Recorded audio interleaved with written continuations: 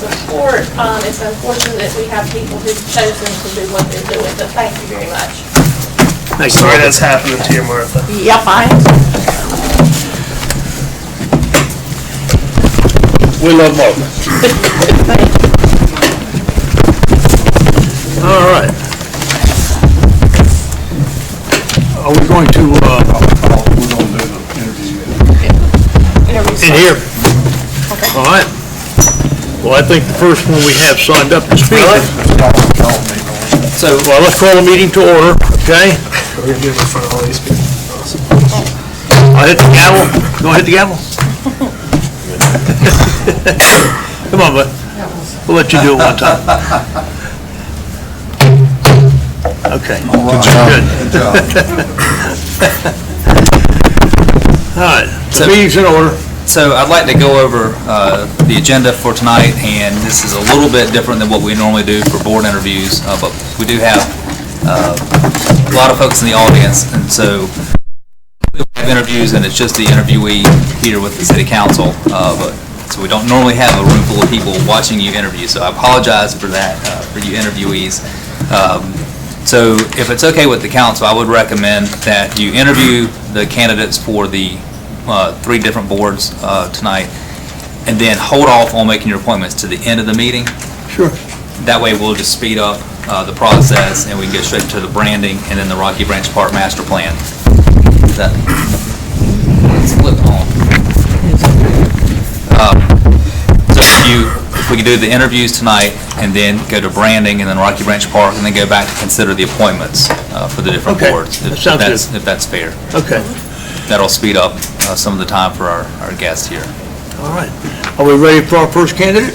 And so we have 5 people that have applied for boards, printed out their applications.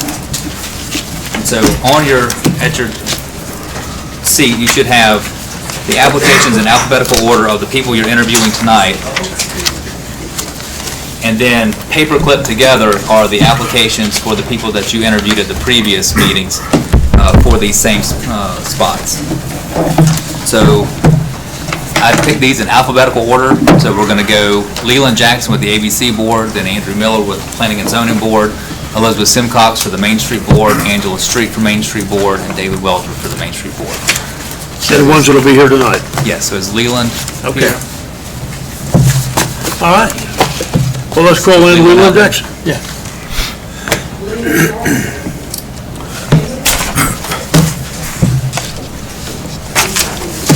Okay, then we can skip to Mr. Andy Miller. Come on down. All right. Wherever you feel least uncomfortable. Right You can sit right here here if is you like, fine. yeah. Sure. Hi, Andrew. How you doing? Good, how are you? Fine. And you've been serving on the board. So tell us a little bit why you want to serve again. My wife and myself and my family live in Belmont, and I find that it's a great way to give back to the community. We love living here. My personal expertise is in architecture and real estate development, so I feel like I have something to offer in terms of the types of projects that come in front of that board, and I have a unique insight. I'm also a mixed income developer, so affordable housing is really that is my true expertise within development. So I can be looking to help guide some of the decisions that we make in terms of planning for the future. We live next to one of the largest economic engines in the country. That growth, as we all know, is spreading this way rapidly. So managing that growth and how we look to, as a community, steer that growth within our own boundaries is important. And so I think that I have something to offer in that conversation. Since you brought up affordable housing, Sure. one of the articles in the Observer yesterday, they were discussing that Charlotte's very concerned about the silver line coming our direction. Yep. That the blue line, they did not save land for affordable housing and that kind of thing. What is it you would recommend that we look at for the future with regard to that kind of thing? Because certainly we want to have that here as well. So there's a couple issues there. There's actually a lot of issues there. So in terms of the silver line itself, there are ways for us to work in terms of a planning capacity for incentivizing development there for affordable housing. It's a little bit trickier than it sounds because on the blue line they actually didn't set aside land for affordable housing, but they did incentivize it in certain ways, but those incentives just did not come to fruition. Being an affordable housing developer, the incentives really just weren't strong enough to warrant it. We can look into some of those issues, and I know, our planning staff has great ideas, and I'm sure they've been looking at how Charlotte's handled it. So I think we can look into setting aside land, but really, realistically, the city would have to have those assets already locked up in order to do that. So, I mean, if we have assets that we can leverage for affordable housing, there are numerous ways to do that, and I'd be happy to look into that and really brainstorm on what our options are. So, there's plenty of things there. What's your educational background? So I have a master's in architecture from UC Berkeley, and I also have a master's of real estate development from UNC Charlotte. Where do you live at in Belmont? I live in the Adams Bluff community on 6th Street. How do you think the makeup of the current planning and zoning board is right now? Is it balanced? Is it skewed? Is there a lot of contention? How are the discussions going? I think the discussions are good. We have two new members as of this past board meeting. So obviously they haven't had much opportunity to weigh in. But our previous discussions have been very balanced. I'd say there's a good mixture of insight from people in different industries. So that's been nice. And I'd say there's a good cross-generational balance as well. Do you have any conflicts financially or anything like that comes up? No. Anybody have any other questions for Mr. Miller? No, Andy, I appreciate you being willing to serve again, particularly with your expertise in affordable housing. I know that's an issue that's come up and probably resurface some more, so it's good to have someone with a little expertise in that area. Thank you. For the record, you're not related to me. That is the truth. You're not my evil twin brother. No, I am not. I might be your evil twin brother. We'll debate that another time. Thank you, Andrew. Thank you. Thank you. We'll be in touch with you, let you know what's going on. Okay. Thank you. Do that. All right. Elizabeth Simcox? What's this for? Good evening, Mr. Mayor, you Council, Attorney Parks, how are you? Make sure you button Thank you for this opportunity to come in to speak to you tonight about my interest in the position. Sure. Okay. And anybody like to ask Ms. Simcox a question about why she's applying? Tell us why you're interested. Main Street Advisory Board? Thank you, Councilwoman. We are new residents to the Belmont area. We moved here in January from Pennsylvania. We have a daughter and son-in-law and grandchildren that live a couple of blocks up the street on North Main. And as I got a water bill one day that called for volunteers to serve on positions, I thought, oh, this sounds like something I would be interested in. I have always been enthusiastic about being engaged in my community, and now, since I'm semi-retired, it gives me the opportunity to devote some time to causes that are important to me. We appreciate you being willing to serve. Anybody have any questions for Ms. Simcox? The Main Street Board is one of the most labor-intensive groups that we have within the city as far as volunteerism goes. Would you be willing and able to dedicate your time both during the meetings and outside of the meetings? Absolutely. If you notice from my resume, was executive director of the 4th largest bar association in Pennsylvania, 1,500 members. I had 23 committees that I oversaw. I feel very, very strongly about being actively involved. I have had plenty of experience working with volunteers, but one of the things that's important to me is that I can be an active participant in all of that. And so both my job at the Bar Association and also as Dean of Students at Widener Law School in Harrisburg, required me to spend significant amounts of time participating in activities and not simply in a 9-to-5 capacity. So I'm fully prepared and perfectly willing to contribute my time as needed in this particular area. So what drew you to Belmont to move here? Well, actually, our daughter lives here, and my husband works he does business development for a large propane company, but has the luxury of being able to work from wherever he'd like to work. He travels, but can have a home base and doesn't have to be physically at an office. And we decided that with Nicole being here and then another daughter living in Charlotte, that this was a nice opportunity to move. And after the horrible January we had in Pennsylvania, I thought, I am done with this. And so we built a house in Reflection Point. That was a 2-year process. We enjoyed coming down and getting to know the community and are very pleased that we're settled here now. Good people down there. Very much so. We really enjoy the neighborhood. So you oversaw 23 committees, I just heard you say, so I'm guessing you have good organizational skills. Absolutely. Absolutely. As a dean of students and as a vice president of student services at an undergraduate institution, I have a lot of experience dealing with different constituencies, managing people, working with people.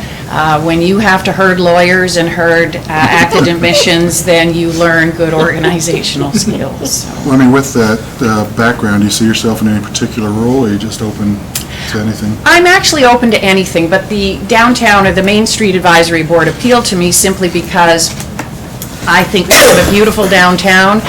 We have many activities that are appealing to people. I think we live in a time where we have unhappiness and strife, and if you can bring people together in the community, in family events, I think it really helps not only the parents, the moms and dads, but also the children. I went to Boo Fest on Saturday with the 4-year-old, and I think there are opportunities for folks to connect in the community in a way that doesn't involve spending a lot of money, but really develops the thought of community and teaches children about why it's important to participate in your community. You had mentioned vibrancy in our downtown. Explain what that means to you, because I mean, there's some strife there as far as what people like about the vibrancy and what people don't like. What would you like to see or continue seeing or see go away? First of all, I think the number of activities that the city enters into and provides for the population is really terrific. There are the musical events, there are the community events, a number of things that draw people into the downtown, but it's unique in that it really provides a hometown feel. It provides a feel that is, I think, a little bit distant from the big city. We can get the big city if we want to, and easily and quickly, but I think people like coming back to a community that feels comfortable, that feels safe, that feels as if they can reach out to their neighbor and smile at folks when they walk up and down the street. As a newcomer to Belmont, I love the fact that there is a diversity in the downtown development. There are interesting shops. You go in, people are friendly.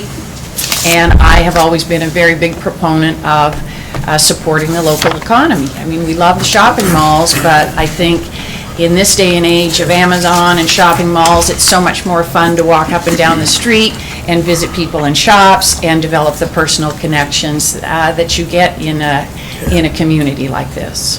Very good. Very Thank good. you. Anybody else have anything for Ms. Simcox?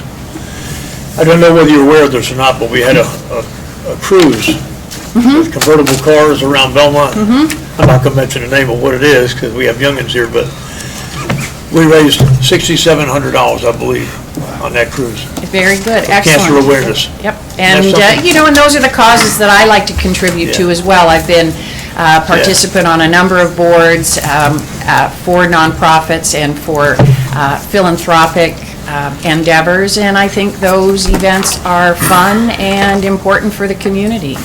And I have a convertible, so I can join the next time. We do it next year. Yeah, we do it every year. Yeah. Excellent. Very good. Good. All Thank right, you, Mayor. thank you so much. I Thank you. appreciate you coming in. Thank you. Thank you. Be willing to serve. All right, now Leland's here. He came in. You want to slide him in? Leland, would you like to step up to our very awkward podium and do the interview? 5:30.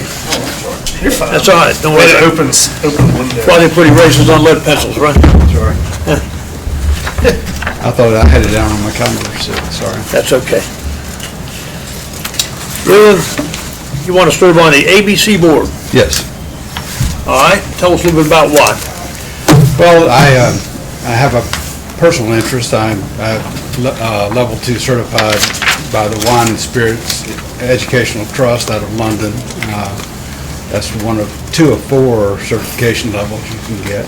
So I have an interest in the product, so to speak. And I have always enjoyed serving the community of Belmont as the entities I've been part of. The planning and zoning I was very active in that for a long period of time. And I just, I love Can't stay away. I love the city of Belmont. I mean, That's great. I'm That's a a great lifelong resident and Yeah. seen all the changes and just, I want to help my Yeah. community the best I can. And we were in the Optimist Club many years ago, a long time ago. Huh? Yeah. Anybody have any questions for Mr. Leo, Jackson? what exactly is that level 2 certification that you just mentioned? It's a class, I think it was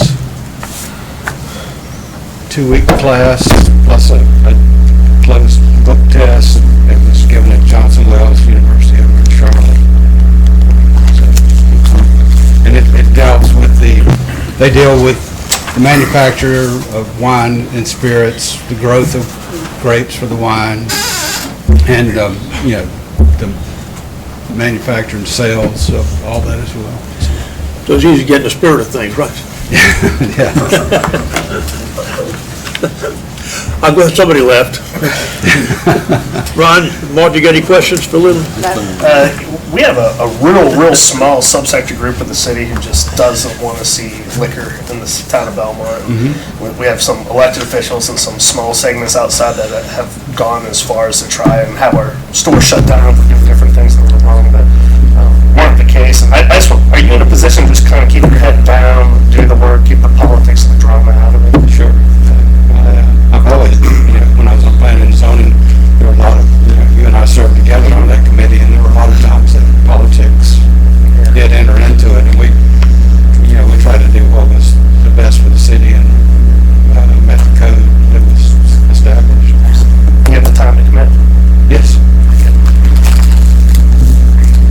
All right. Anybody have anything else for Lynn? Thank you. Thank you. Thank you. Appreciate it, buddy. Be in touch. Thank you.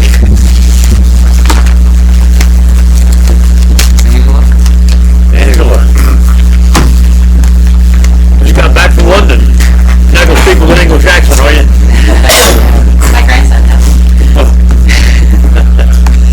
Welcome here. You want to serve again Yes. on the Main Street Advisory Board, right? Yes. Okay. Tell us why. I love it.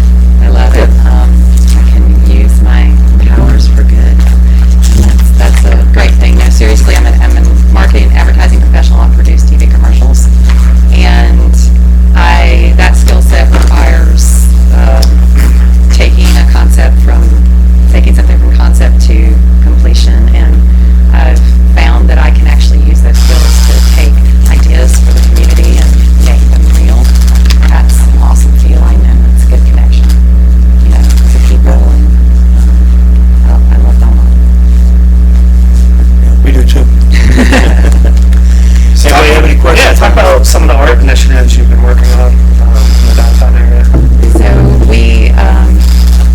I currently chair the design committee, and part of that committee is cultural and aesthetic things in our community, in the Main Street districts in particular.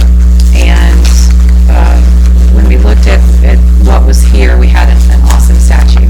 It was a great start in Stowe Park, and we said, well, let's do an inventory of the art that we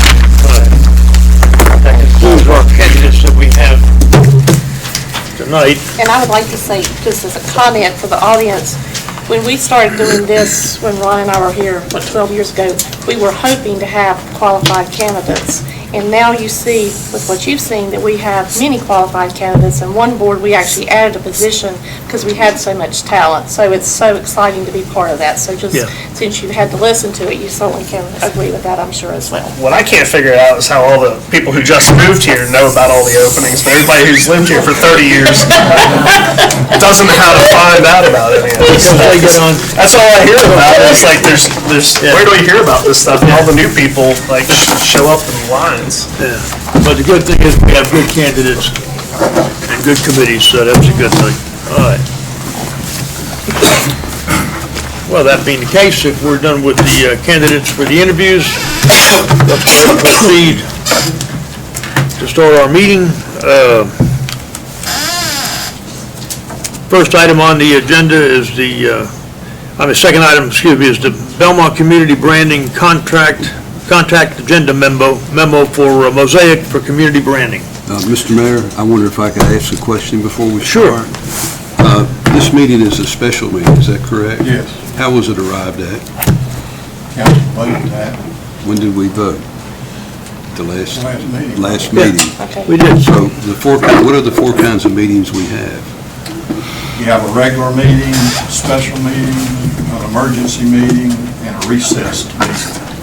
And emergency meeting, we rarely use because it has urgency attached to it. Special meeting we use a lot because it's just another opportunity to facilitate the city work in an efficient manner that doesn't involve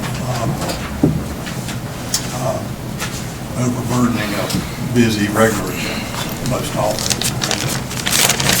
So we've had numerous special meetings over the years. So it's not unusual for us to have one, and we really vote to have one. Right. Yes, And thank as you. long as you give the required notice, which was done, it's a common type of meeting.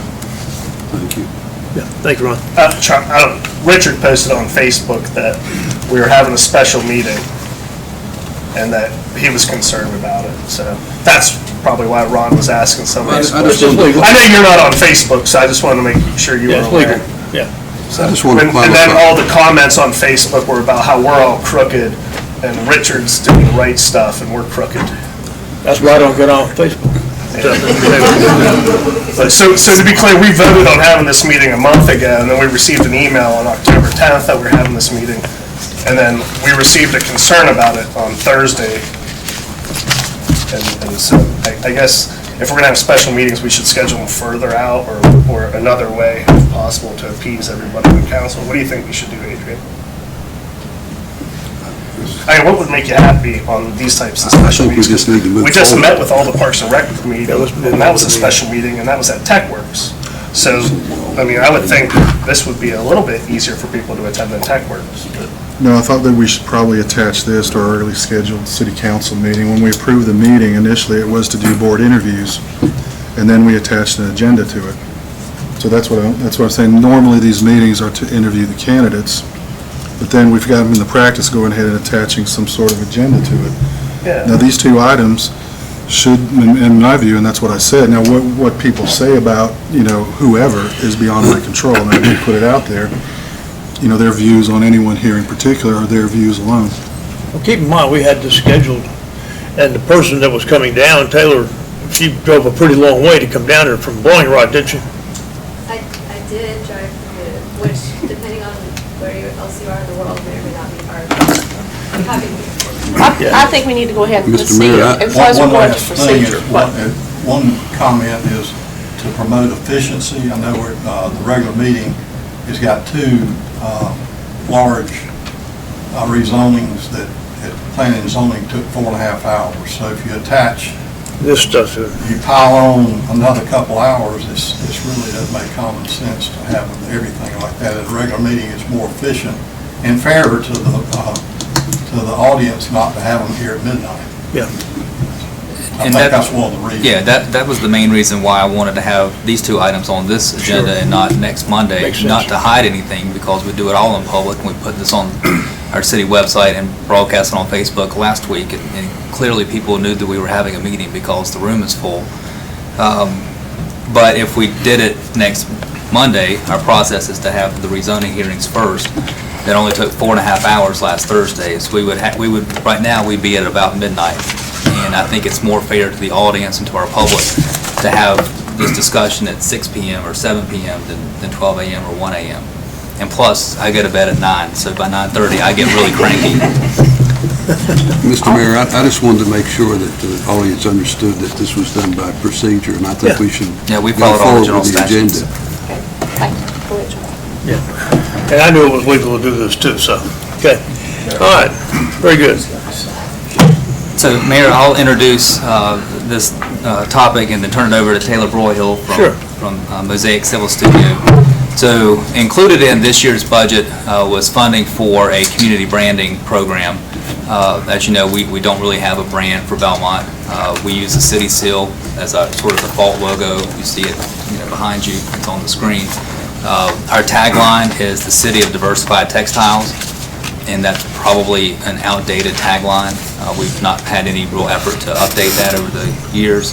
Belmont is a lot of things to a lot of people, and we thought it was important to have a unifying brand for the community, for the city itself to use in marketing purposes, for economic development, for community development, but just for our community as well. Funding was included under the economic development line item in this year's budget. A group of city staff and volunteers, Jamie Campbell, Jamie Mendoza, Phil Bogan, Angela Street, and Carrie East from the Belmont Tourism Development Authority sat on the committee. They sent out an RFP for proposals for branding companies in the middle of July, received those in the middle of August, read through them, and they received 7 submittals from companies. They chose to interview 3 different firms, and I sat in on I believe all 3 of those interviews. So that was in late September, early October, and the group unanimously recommended that Mosaic Civil Studio would be the best fit for us, for Belmont. So we asked Taylor to come up with a contract, which is in your agenda packet. I did hand out this afternoon, well, on your, I don't have mine here, but somewhere. Yes, this is the proposal that Taylor and her team submitted to us. Okay, they're special. So you can flip through this. You can see her team and some of the work that they've done, and their references on here, and their schedule and their fee. The total fee for the project is $45,800, which I'm happy to say came in under what we budgeted for the project. And if you approve this contract with Mosaic Civil Studio, we would begin the project in November of 2019 and conclude it by July of 2020. So it's about a 6 or 7 month process that Taylor will get into with lots of community engagement. So you are not approving a logo, you're not approving a brand tonight, you're approving a contract, if you approve it, a contract between the city and Mosaic to begin this process. And then they'll come back to us with Absolutely. those There will be recommendations. lots of interaction. So with that, if you don't have any more questions about the process, then I would like to turn over to Taylor. Take it away, Laura. Thank you. Great. Wonderful. Thanks. Let's get this adjusted. Okay, can you hear me all right? Yeah. All right, thank you, Mayor and council members. It's a pleasure to be here tonight. My name is Taylor Broyhill, as was mentioned. I'm the planning principal at Mosaic Civic Studio. We're a Boone-based place branding, planning, and landscape architecture firm.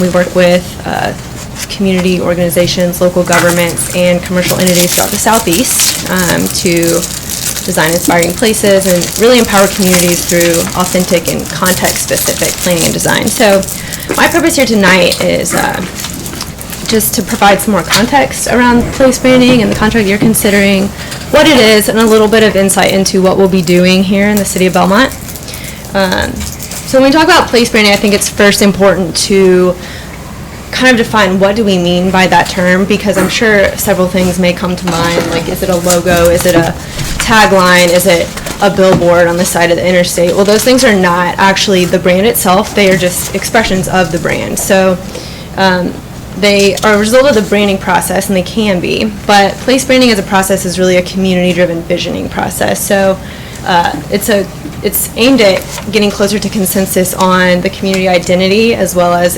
aspirational goals for the community. So I think it's important to distinguish that from commercial branding, especially.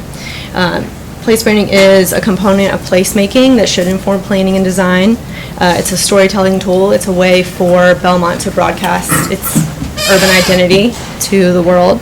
And it's a reflection of the character and the spirit of the community. So it has to represent both the tangible and intangible assets that the community has to offer. And again, one thing I think that's important to emphasize about place branding that's different from commercial or retail branding is that this process and the brand itself is something that is really as much for locals and for citizens, and it should be founded in that, as it is for external promotions.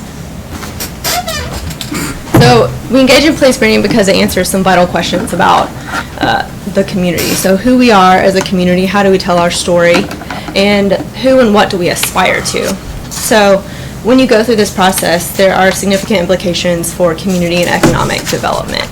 And that's because for the first time in many communities, you have the city's identity and its aspirational self being articulated both visually through the logo system as well as through written messaging. And so it provides a vehicle for at least trying to get everybody kind of on the same page in terms of like who are we and where are we going.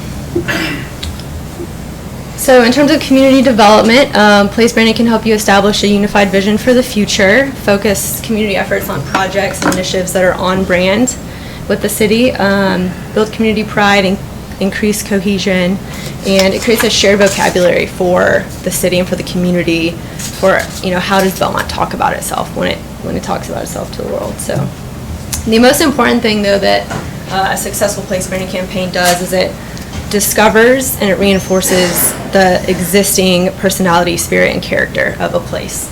And then it inspires new people to come and join the spirit and provide new expressions of that energy and that creative force and that ambition of the city. So in addition to those community development benefits, there are economic development opportunities and benefits to place branding. It's an opportunity for the city to increase its territorial competitive advantage. So in attracting new visitors, residents, investment, entrepreneurs, there's a greater possibility for positive economic impact.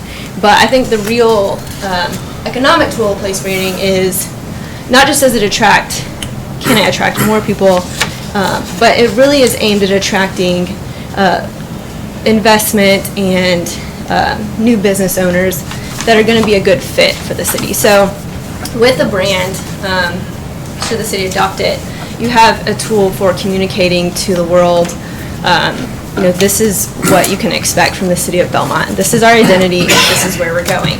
So not only does that inspire confidence in site selectors, in potential entrepreneurs looking to relocate a business or open a new business, but it lets them know what they can expect from the city and also what the city will expect of them.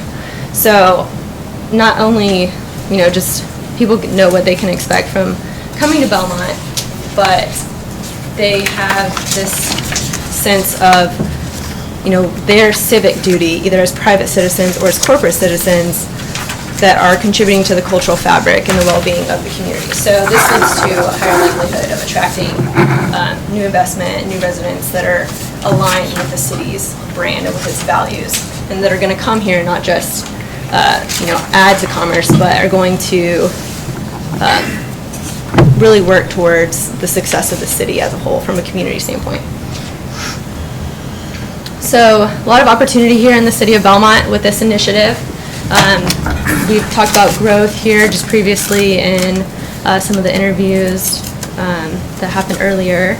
We know the city's demographics have been shifting somewhat. They're continuing to shift. We're seeing more of an influx of relatively affluent young professionals, so the median age here is 38 and a half. And I think we're seeing folks who are coming to the city and they're recognizing there's an incredible level of neighborhood scale amenities here, as well as that special sense of place that like Ms. Simcox, who interviewed, like really articulated really well. Like there's a sense of community here that you can't find as easily in Charlotte or in a, you know, hyper urban setting. And so I think there's a need to acknowledge that, as well as modernize the image of the city, but at the same time, just as much preserve the heritage of the city. And so that has to happen in a way that's going to differentiate Belmont from the rest of the Charlotte metro area. There's a lot of communities and cities in the area that have gone through this process. Gastonia was actually really on the cutting edge of this. They went through place branding almost 10 years ago. And I know Belmont has been involved with the Gaston Outside campaign. One of the cities that my team has worked with is the city of Lenoir in their downtown.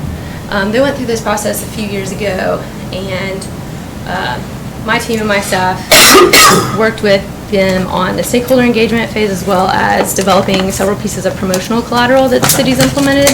And so just as a little snapshot case study here, Lenoir had 3 goals with this. They were trying to improve the regional perception as well as the local perception of their downtown, attract new private investment, and draw visitors off the highway into their downtown. So once I went through the branding process, settled on the logo, my graphic design team was able to work with the city to develop several pieces, again, promotional collateral they could implement and have successfully implemented over the years. So these are things like story graphics that feature the city's hardworking entrepreneurs. They're used in print and digital mediums. Develop their office collateral, billboard, and banner concepts. The city's implemented both of these in the past 2 years, as well as a custom parking map in Rackard. And you know, I wish that the city had done pre and post research to sort of measure the impact of the brand, but they didn't. So I can just tell you my personal opinion, and you know, having been involved with and known the city and gone there before branding and then post branding, their branding campaign has really given their downtown merchants and property owners, even citizens, like an identity that they never had before to latch onto. It was something that was always there, but it was never articulated. And so I've sort of just seen the community rally around this brand, as well as it's been successful in helping them attract new businesses into the downtown, and not just people who are locals who have grown up there, but people from out of state, including a new brewery that, you know, if you ask people directly, why did you come to the city, they're never probably going to say your brand or your logo is what sold me on it.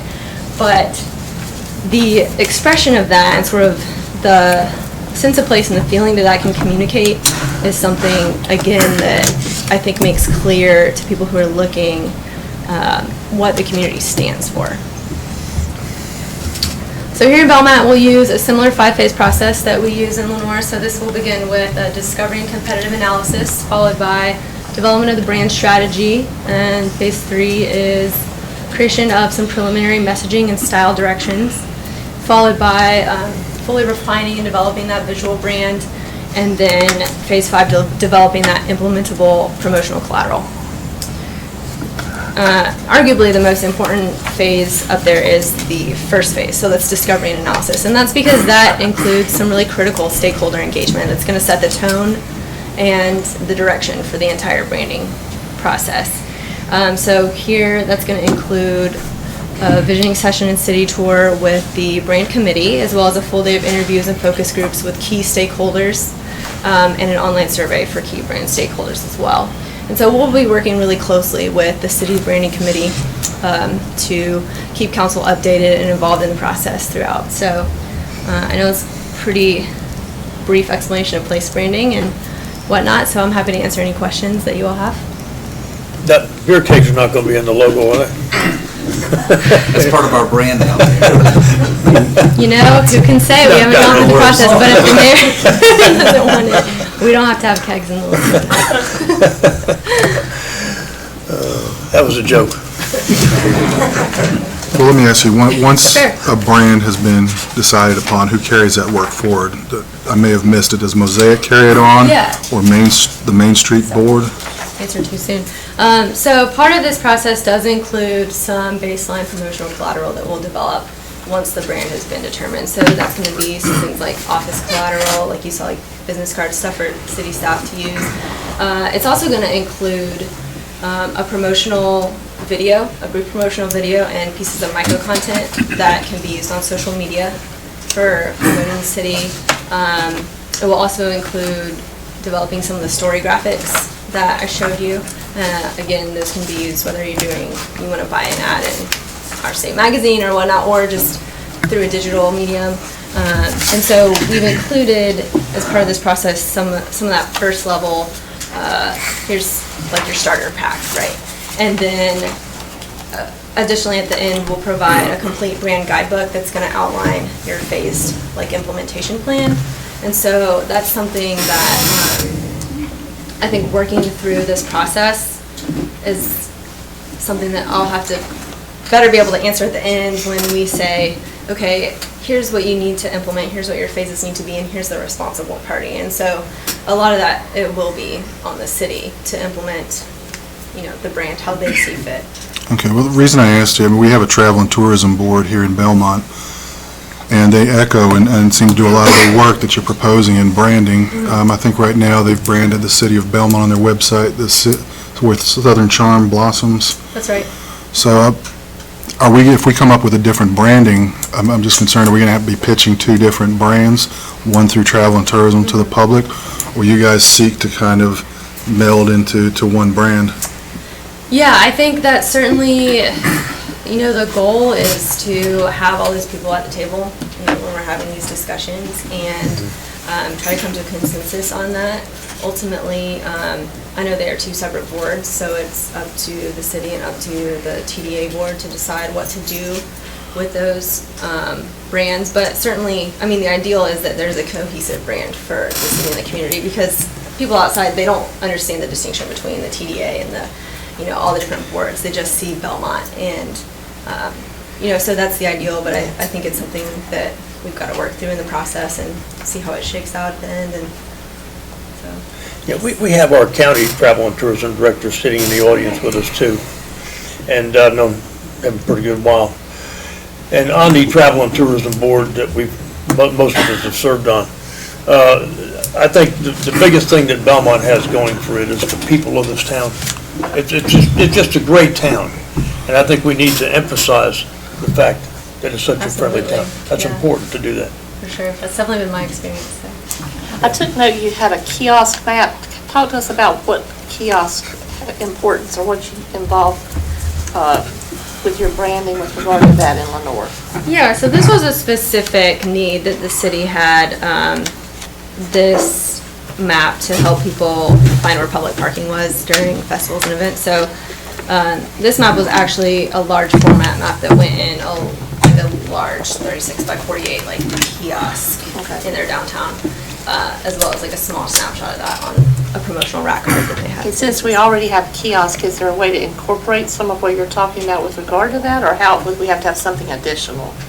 So this is a map. Parking map wasn't necessarily part of our scope of work for this, but we're flexible to meet the city's needs. But certainly, theirs is not a digital key. It's not nearly as sophisticated as what you guys have going on here. But the hope would be that whatever we produce, the final deliverables of our file formats can be compatible with the city's existing infrastructure. So you feel a kiosk that's digital, that has a lot of flexibility, is an important asset to have, I assume? I think it, like you said, it does give you more flexibility, and this is something they had to print. If they need to update a listing on it, they've got to reprint another one. I think every city's needs are different, but that it certainly does provide that benefit of flexibility. Yeah, so you feel it's a very positive thing? I think if the city is using it, if visitors are using it, I would say it's certainly more into the 21st century than a print map is, and I think in the long run can be more cost effective. Yeah, it's a good tool. Yeah. I've seen people using them. I used it my first time here, so yeah. You don't use your phone?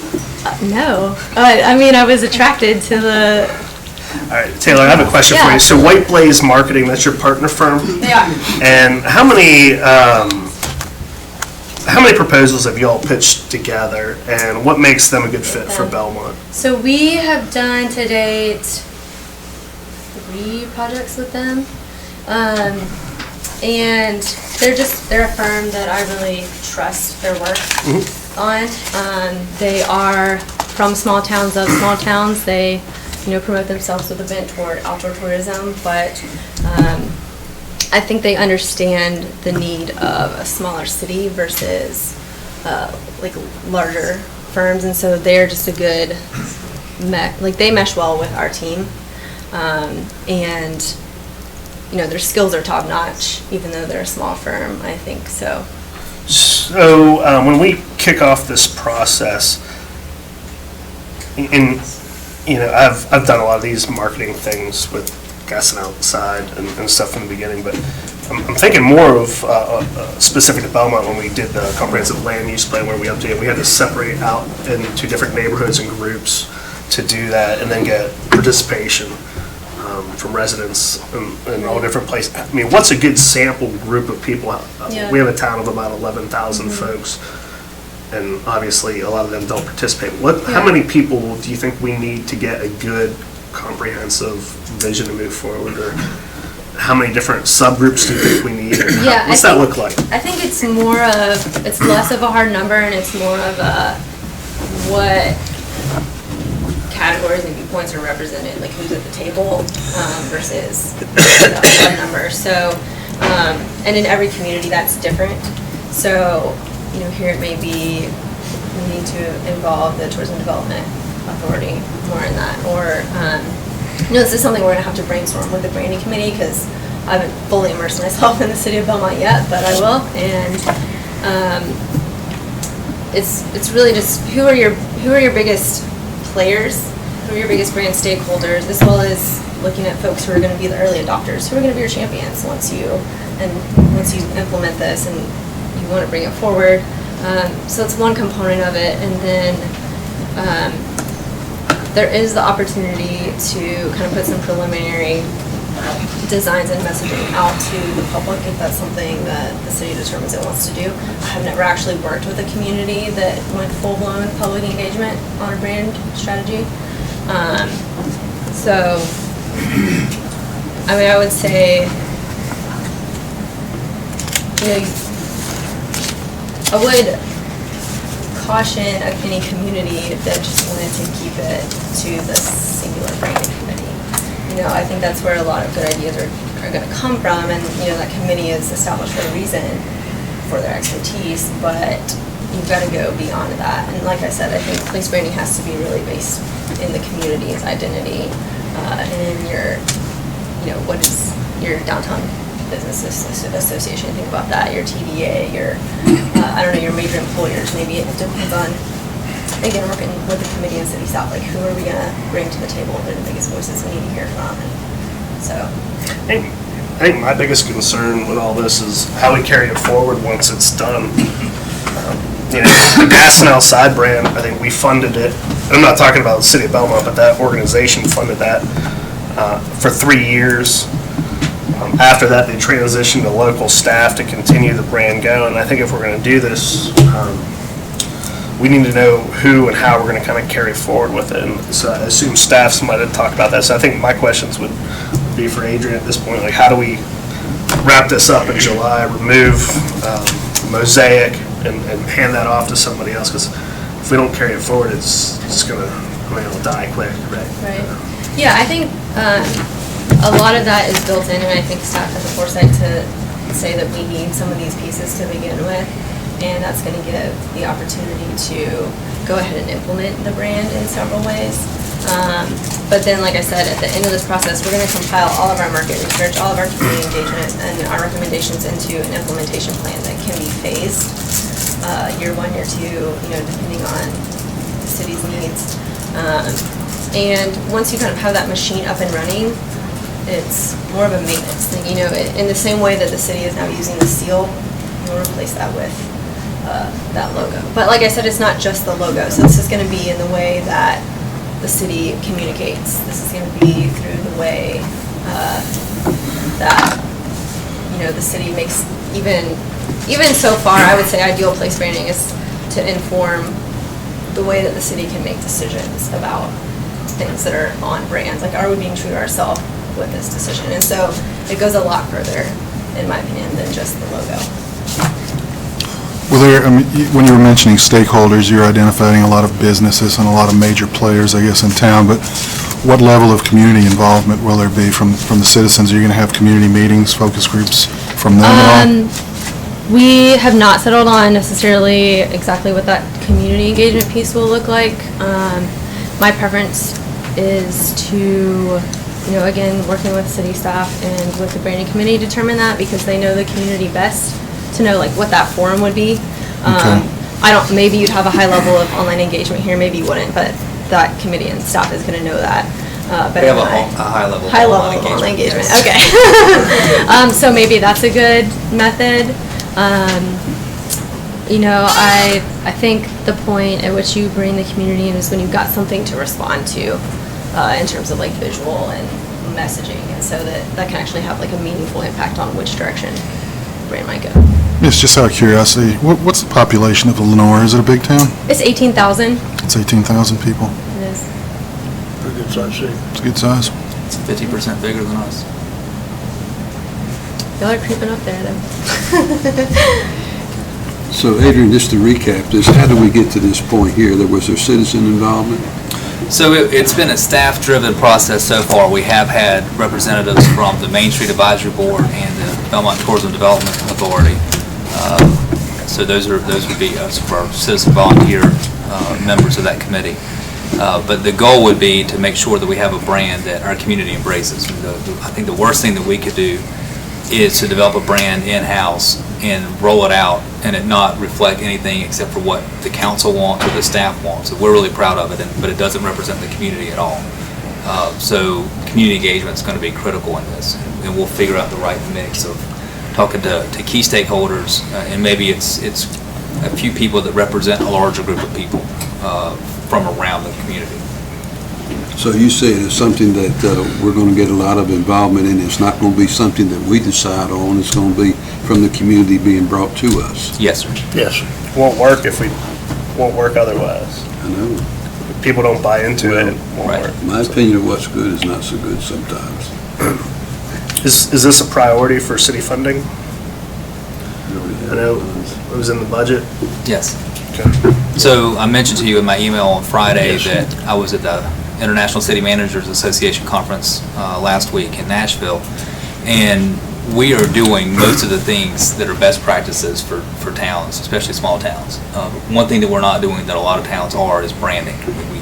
We've got great placemaking, we've got great places, we have a good story, but we don't have that singular unified, what is Belmont, and what do we want to be, what do we want to project, both inward and outward. And so I would suggest that we'll always have our seal as our official logo because it represents our heritage, but we need to have something that's a little bit more playful, that's unifying to our residents, both the folks that have been here all their lives and the people that moved here earlier this year, that they can all say, yes, this I get it, this is why I moved to Belmont, or this is why I stayed in Belmont.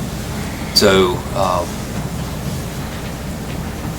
I think this is a priority for us. I mean, one of the things that we get dinged on all the time is communication. Well, we need to have a unified message. We need to have better newsletter, better everything, and that all starts with our brand. Yeah. Well, Adrian, let me ask you a question. I mean, off of what Ryan was saying, I mean, once we come to the decision, how do we carry it forward? Do you see this as something that city staff or Main Street might take on, or the Lyerly Agency through Travel and Tourism? I mean, would they be able to take this on? So this is the city's brand. So it is separate from the Tourism Authority's brand, which is the flower and the Southern charm. Hopefully, through this process, if the Tourism Authority is open to it, they can evolve their logo and their brand to have one overall unifying brand. And it would be wonderful if we could have some of the Tourism Authority funding and the city funding to help market the whole city.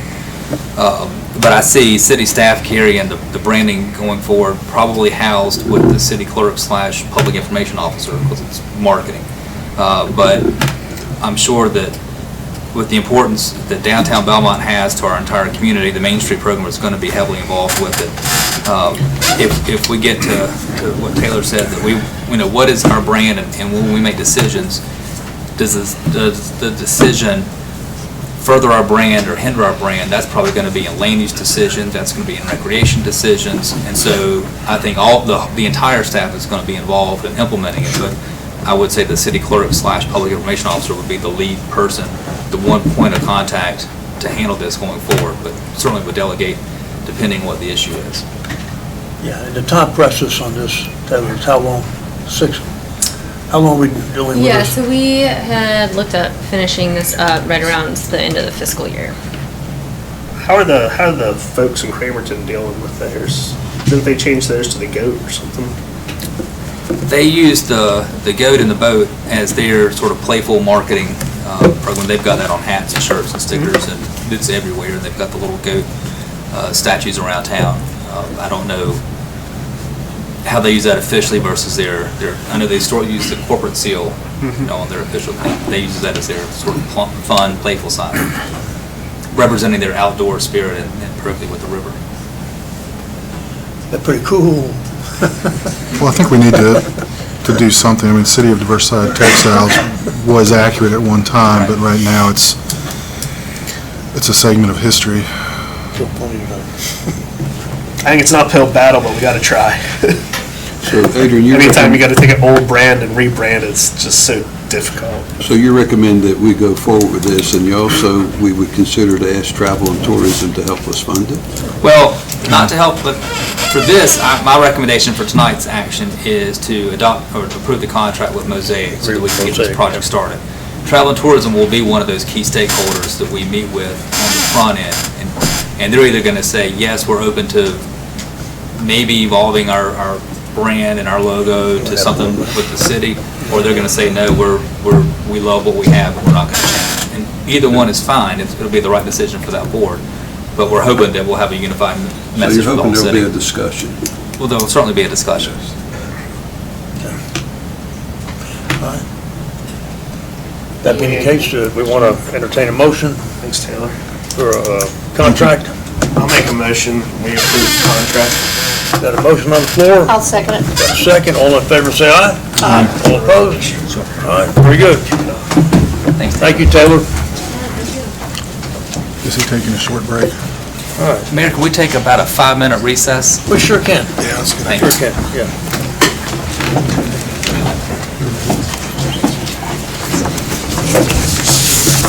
I saw this, Adrian, I saw this too. Everyone hide that. Yes. That's good. See that, Marcus? 25,000.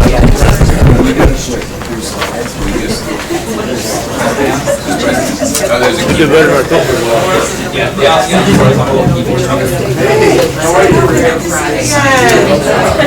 I'm gonna use the restroom myself like that. Did you feel better saying what you had to say? Yeah. Did they listen? Well, it's not these people, I just want to. Yeah. I can't make that. Sorry, I didn't mean to stop.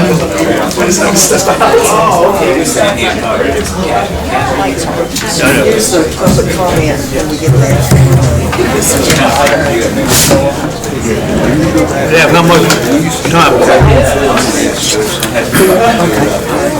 3 minutes, right? I got my 2 hour breaks, it's hard to do this, because you don't. This is a husband and wife here. Not the Euler, she's from Shannon Drive, same house.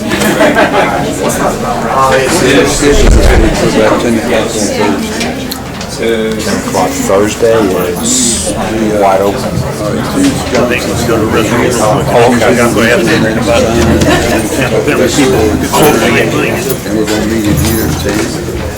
So since it has to do with design, that would be nice if maybe you were there. So you're going to be in your Halloween costume? Yeah, I have nothing on my calendar. 10 o'clock in here. But she'll be here, and what she's done, she says she's at a certain point. She was talking to me about she didn't want to move forward. I think we gotta escape out of this, but I just want to break it. Then you'd be ashamed to do all this cash. There's an X. I'm just. 10 o'clock. 6 o'clock.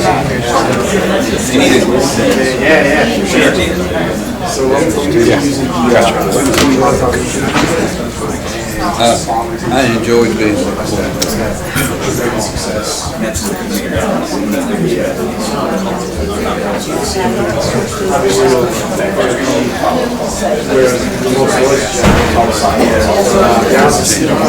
Yeah, no, but so I'll be there. I think we need to have support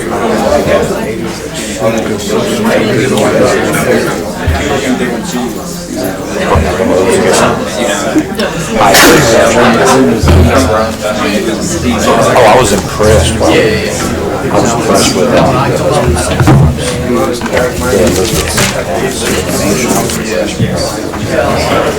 So we have one, so we have. Yes, ma'am.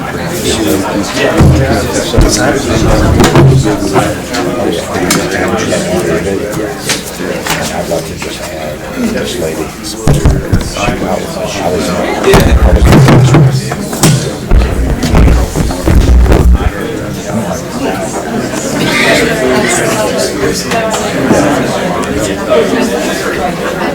don't know if I just I thought it was great. We went on fire.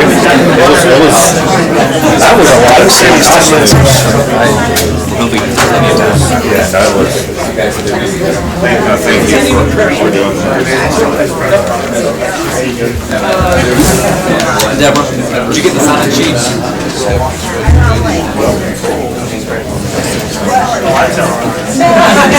I'm not sure she got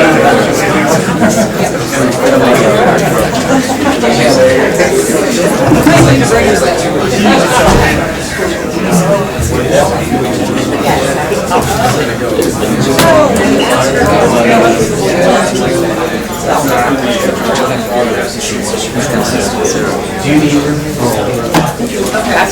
38 and a half.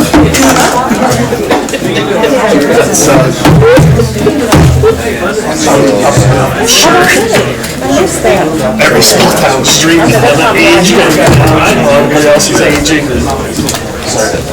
Unbelievable. Do you know where she pulled that figure from? Can you sense his data? I was surprised that it's that low. I am too. I mean, I'm younger than that, but I imagine aging is they're all in their 40s kind of stuff. That's unbelievable. I remember when Bill Toole was always talking about doing things to try to bring younger people. It seems like opening up breweries has done the trick. Breweries. I'll tell you, here's what everybody says they moved here from a small town. They got here because the kids, they wouldn't be close to the grandkids. I mean, if you want to be here, like, there's 15 small towns. This happens to be the closest one to Charlotte, too. So it's like, yeah, it's always one of the top two answers, but it's hard to make that the top answer. It's like, I want to live in a small town close to Charlotte. I want to live in a small town where my kids, they work in Charlotte. It never shows up, but Vesper City's small town. Okay. Ready to move on? Yes, sir. All right, let's go ahead and get to our next item on the agenda after our break. Consider the adoption of the Rocky Branch Park Master Plan. And I have a sign-up sheet here. Several people signed up to speak. You have 3 minutes to speak, and this is our high-tech. Before we do that, so I'd like to introduce this topic and then turn it over to a committee that's been working on this, let them make a presentation. Sure. And you can ask them questions, and then we can certainly have the public comment. But I think a lot of the questions or concerns from the public comment will be addressed through the presentation. So, Okay. And I was going to say, just the public list, they have 3 minutes to speak. yes. Very good. Okay. Thank you. So, if you remember, we had a special meeting back in August to adopt the Parks and Recreation overall comprehensive master plan. I mentioned there was a group of residents who are working on a master plan just for the Rocky Branch Park. And unfortunately, their timeline was a little bit behind our timeline, so we couldn't get their plan wrapped in with the overall master plan for Parks and Recreation for the city. I told you when I recommended approval of the 10-year master plan for Parks and Rec that they would be coming back to you to consider adoption of this master plan as sort of an addendum to the overall comprehensive Parks and Recreation master plan. So this group has met with the Parks and Recreation Citizen Advisory Board twice, once to sort of introduce what they were doing and then to present their findings. They've held a public input workshop at TechWorks, did an online community engagement survey, which I'm sure they'll get into. But just to kind of set the stage, we have a room full of people here for Rocky Branch Park, so I'm sure everybody knows what Rocky Branch Park is, but it's about a 40-acre park that the city either owns or controls. The entrance to it is at the intersection of Sacco Street and Woodrow Avenue. There's about 28 or so acres that the city owns, and then the balance is owned by Ginger Feemster and her family, and we've got a 2-year automatically renewing use agreement with Ms. Feemster for the use of her property. It's a part that frankly the city has not invested a whole lot of financial resources in through a lot of hard work from volunteers over the last 7 or 8 years. We've got a really nice trail system built there. It's primarily single track mountain biking or trail running, hiking, walking trails. So the city has sort of taken a back seat on the development of this park because we don't have the expertise in it. And so we partnered with several groups over the last, since 2013 on the development of this park. And then at the late last year, a group of Belmont residents approached us and said they were interested in coming up with a kind of a formal plan for Rocky Branch Park and really taking it to the next level. And so I encouraged them to work with ZIP and the Recreation Department and the Recreation Advisory Board. They've had some private funding that they use to put toward hiring a consultant to create a master plan. And so they've gone through the process that we would typically use to do a master plan for a public project. And so the Parks and Recreation Board met October the 16th to hear the final presentation on this master plan and voted 4-2 with 1 abstention to recommend that the City Council adopt this as part of the overall Parks and Rec master plan. So the action that we're requesting tonight is that the City Council consider adopting this as part of the overall Parks and Rec master plan. Doing so does not obligate the city to implement this plan. It's like any of the other parts of the master plan. It's our idea. It's what we'd like to do. It's an aspirational plan. You'll hear a bit about how to implement this plan in ways that they can minimize some of the costs to the taxpayers. So any grants or any private foundation money or any private money that would go into this would certainly come to you as part of the approval process for implementation. But tonight they're just asking for adoption of this master plan. So with that, I'll turn it over to Will. All right. Thank you very much. Good evening, Mayor and Council. My name is Will Washam. I'm the Chairman of the Trails Committee with the Tar Heel Trailblazers, and happy to be here tonight to speak about the Rocky Branch Park Trail Improvements Plan. I want to introduce some of the project team members first before we jump in. We'll start with some of the Belmont community members that are here. We've got Dave Baker, I'm blocking his view, Sarah Kaufman, John Wilson, Hans Kaufman, and then we've also got other community members that were part of our stakeholder group that put together this plan. Bruce Euler, here's up here in the front. He's from the Tar Heel Trailblazers. He's the Trailblazers delegated trail coordinator for Rocky Branch Park, who is a liaison with the community and with trail volunteers to kind of ensure we're upholding our end of the bargain with trail maintenance, trail development, and engaging the community. We've got the president of the Trailblazers, Brian Hall. He was on our committee to put together this plan.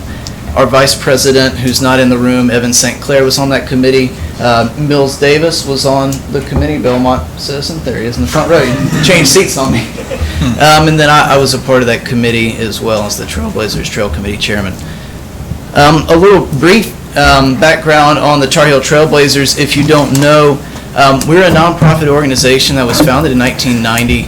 Our mission statement is to provide the community the best possible opportunities to enjoy mountain biking. We've done that over the past 30 years and continue to do that by developing relationships with land managers to develop multi-use trails for biking, walking, and hiking, and for communities to enjoy. Currently, we've got 18 trail systems. Of course, Rocky Branch just popped in as that little green star there on the west of the river.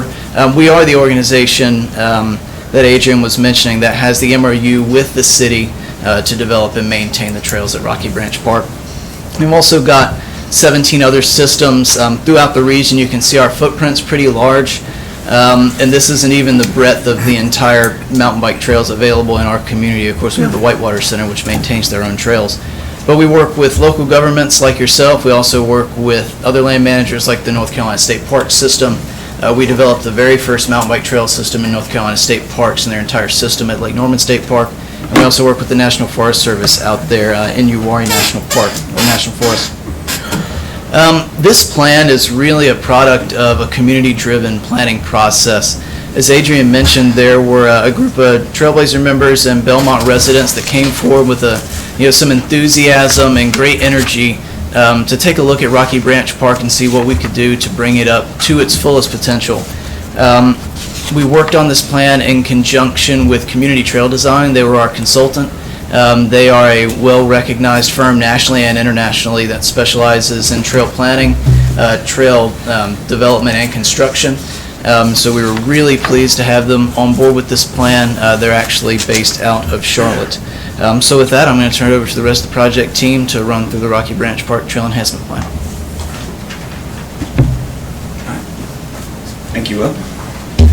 So Adrian touched on a few of these things, but I just want to start out by giving you a little bit of history on the project.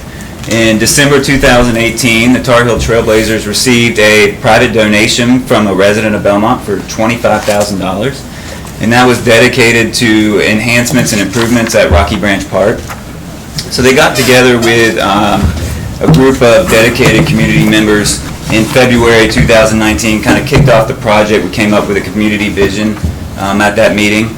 And in April 2019, they hired Community Trail Design to basically perform a existing conditions assessment and come up with proposed enhancements at Rocky Branch Park. In July 2019, Community Trail Design held a design charrette for the project team. So we talked in that design charrette about potential improvements, kind of gave our feedback and input. And also in July 2019, we put out a community online survey. We got over 302 responses. And out of those responses, less than 5%, I think it was about 4.6%, said no improvements were needed at the park. So over 95% of people said improvements were needed. In August 2019, we received the final report from Community Trail Design. And in September 2019, the project team presented to the Tar Heel Trailblazers Executive Committee, and they approved the plan with unanimous support to go ahead with the project. In September 2019, we also had a community meeting at TechWorks. Some of you guys were in attendance, but basically to introduce the project to the community, get feedback, answer questions. We had a great meeting and a lot of good questions. And about 2 weeks ago, we presented to Belmont Parks and Rec Citizen Advisory Board, and as Adrian said, they approved to recommend to City Council that this plan get approved as an addendum to the already approved Parks and Rec Master Plan. All right. So here we are tonight in front of City Council, and the purpose of tonight's presentation is to present to you guys the findings of the existing conditions assessment as well as the proposed trail enhancement plan for the project.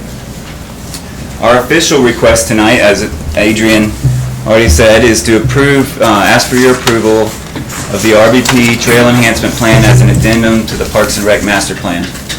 We're also asking that you approve the designation of the multi-use trail as a Carolina Thread Trail segment.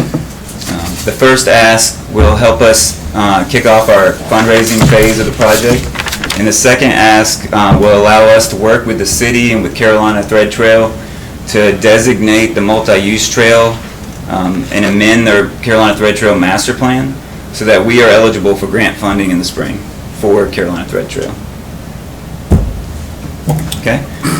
So like I said, in February, the project team got together and we first started out, we wanted to designate a mission statement for the project. So we came up with this: to enhance the park and its existing trail system in order to provide a safe, sustainable, fun, and marketable outdoor experience for Belmont residents and visitors alike.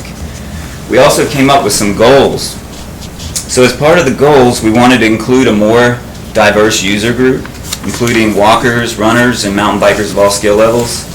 We wanted to create a broader range of trail difficulty, and this is to foster mountain bike skills progression there at the park. And we wanted a unique trail system that could attract visitors to Belmont.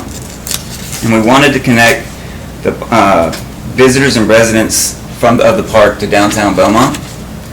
And finally, we wanted to provide a venue for community events. So in 2018, the city adopted a new comprehensive land use plan. In this document, the city laid out several goals and guiding principles to provide framework for developing this plan. The RVP Trail Enhancement Project aligns with the goals and guiding principles highlighted here. We'd also like to emphasize a few of these plan goals and guiding principles that align with the Rocky Branch Trail Enhancement Project. So mobility. Trails provide other options for citizens other than sidewalks and roads to move around the city. Access and connectivity. The trail systems increase access to downtown Belmont and provides a new connection between Belmont and downtown Cramerton. Parks and recreation. Connectivity through trails was the top request through the Parks and Rec Master Plan survey. And outdoor recreation. Trails offer a wide range of outdoor recreation uses, including walking, running, and biking. Now I'd like to turn it over to Hans Kaufman to tell you a little bit about the existing conditions assessment. All right, thanks, Dave. So I'm going to review a little bit of what Adrian covered already. Thank you for teeing this up. So as Adrian covered, it was established in 2013 with some original mileage that was built by the Piedmont Area Single Track Alliance. Soon after, trail maintenance and development was turned over to the Tar Heel Trailblazers via that memorandum of understanding that Will mentioned with the City of Belmont. Trail coordinator Bruce Euler has built several miles of new trail since that time, along with all of the bridges and technical trail features that are out at the park. The park as it sits today consists of 6 miles of mapped trail, a gravel parking lot that fits 10 to 15 cars, a changing room, a pump track, a water fountain, and a porta-john.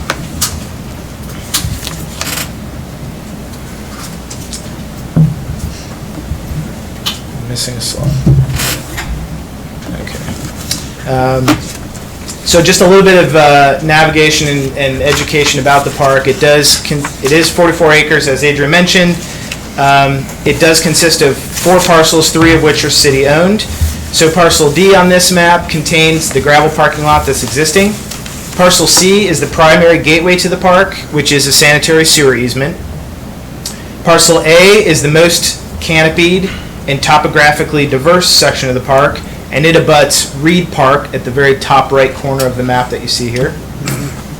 Parcel B is privately owned and is included in the park through a rolling 2-year MOU that Adrian mentioned with the landowner, Ginger Feemster, and the city. That parcel B abuts the Stuart Kramer High School property in the bottom left corner of this slide. So the existing conditions assessment that Dave mentioned as it was delivered to this committee and the Tar Heel Trailblazers identified 9 primary categories for improvements that could be made to the trail system. So those are the categories that you see up on the slide there. Notable findings include a high number of trail intersections, including some that were unauthorized shortcuts that are not on the map. Densely built loops that lack buffer between segments. Steep sections that are suffering from erosion, and the trail widening that happens when users ride around eroded sections. And some trail segments that fall outside of the park boundaries. After that trail assessment was delivered by Community Trail Design, the trail coordinator rerouted several segments of the trail to allow a user to choose to stay on park property, mitigate some potentially dangerous intersections, and eliminate some shortcuts to reduce the total number of intersections. Here are some photos of some of the trail segments that need improvements at the park, as well as the signage that was added to aid wayfinding after those reroutes were built. It's the shared opinion of this committee that wayfinding is still an issue at the park, particularly for new users. Wayfinding issues aren't strictly related to signage, but also the trail system design. Changing the design and functionality of the trail system is the only true way to create an intuitive trail system. We do understand that there are a dedicated and passionate group of mountain bike enthusiasts that would like to see this trail system unchanged. However, this committee consists of a group of dedicated and passionate mountain bike enthusiasts that would like to see this trail system improved upon in a way for it to be able to be shared by beginner, intermediate, and expert riders, as well as other trail user groups. And John is going to share with you a plan to do just that. Hey y'all, I'm Jonathan Wilson, and I decided to put my civic expression into trail building and being an advocate for the outdoor lifestyle. I've seen the positive impact it's had on other communities, and I really want to see that for Gaston County at large. I believe in this project because it aligns with the city residents' goals of connectivity. It meets a need regionally within our current mix of trail systems, and also dovetails perfectly into the Gaston Outside movement.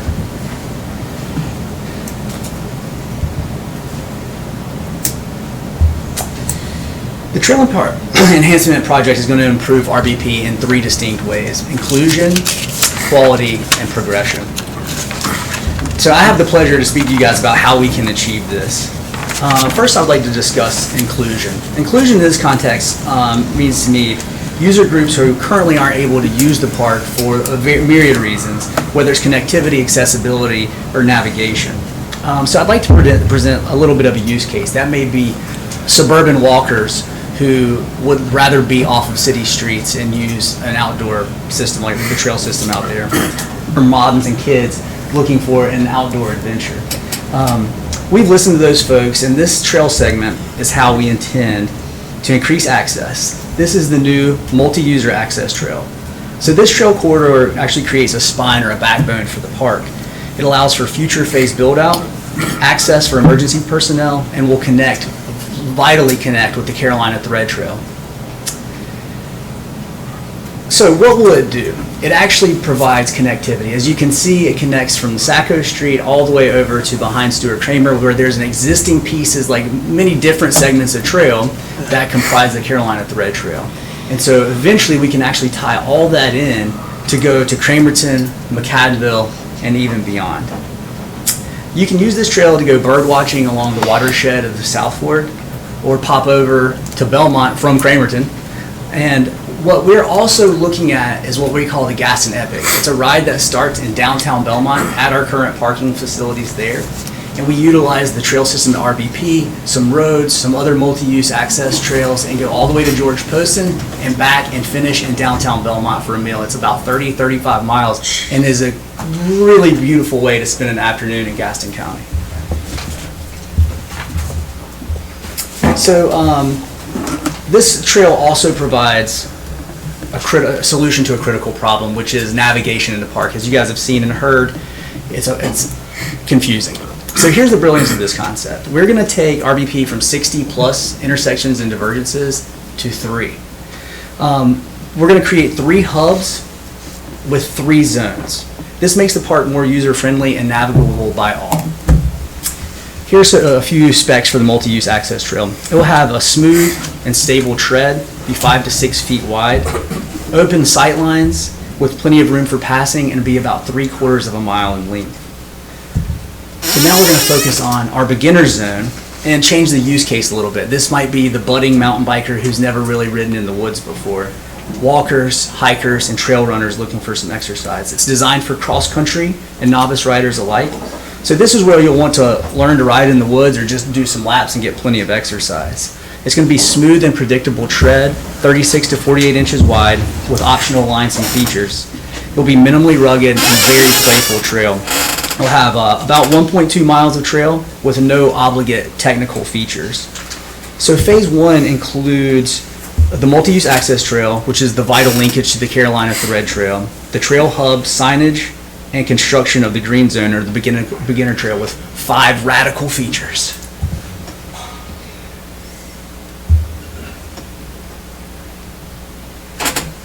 So moving down the multi-use access trail, you'll find yourself at the next hub. This is the blue hub, or intermediate trail. Here we'll showcase the character of RBP through this beautifully forested parcel.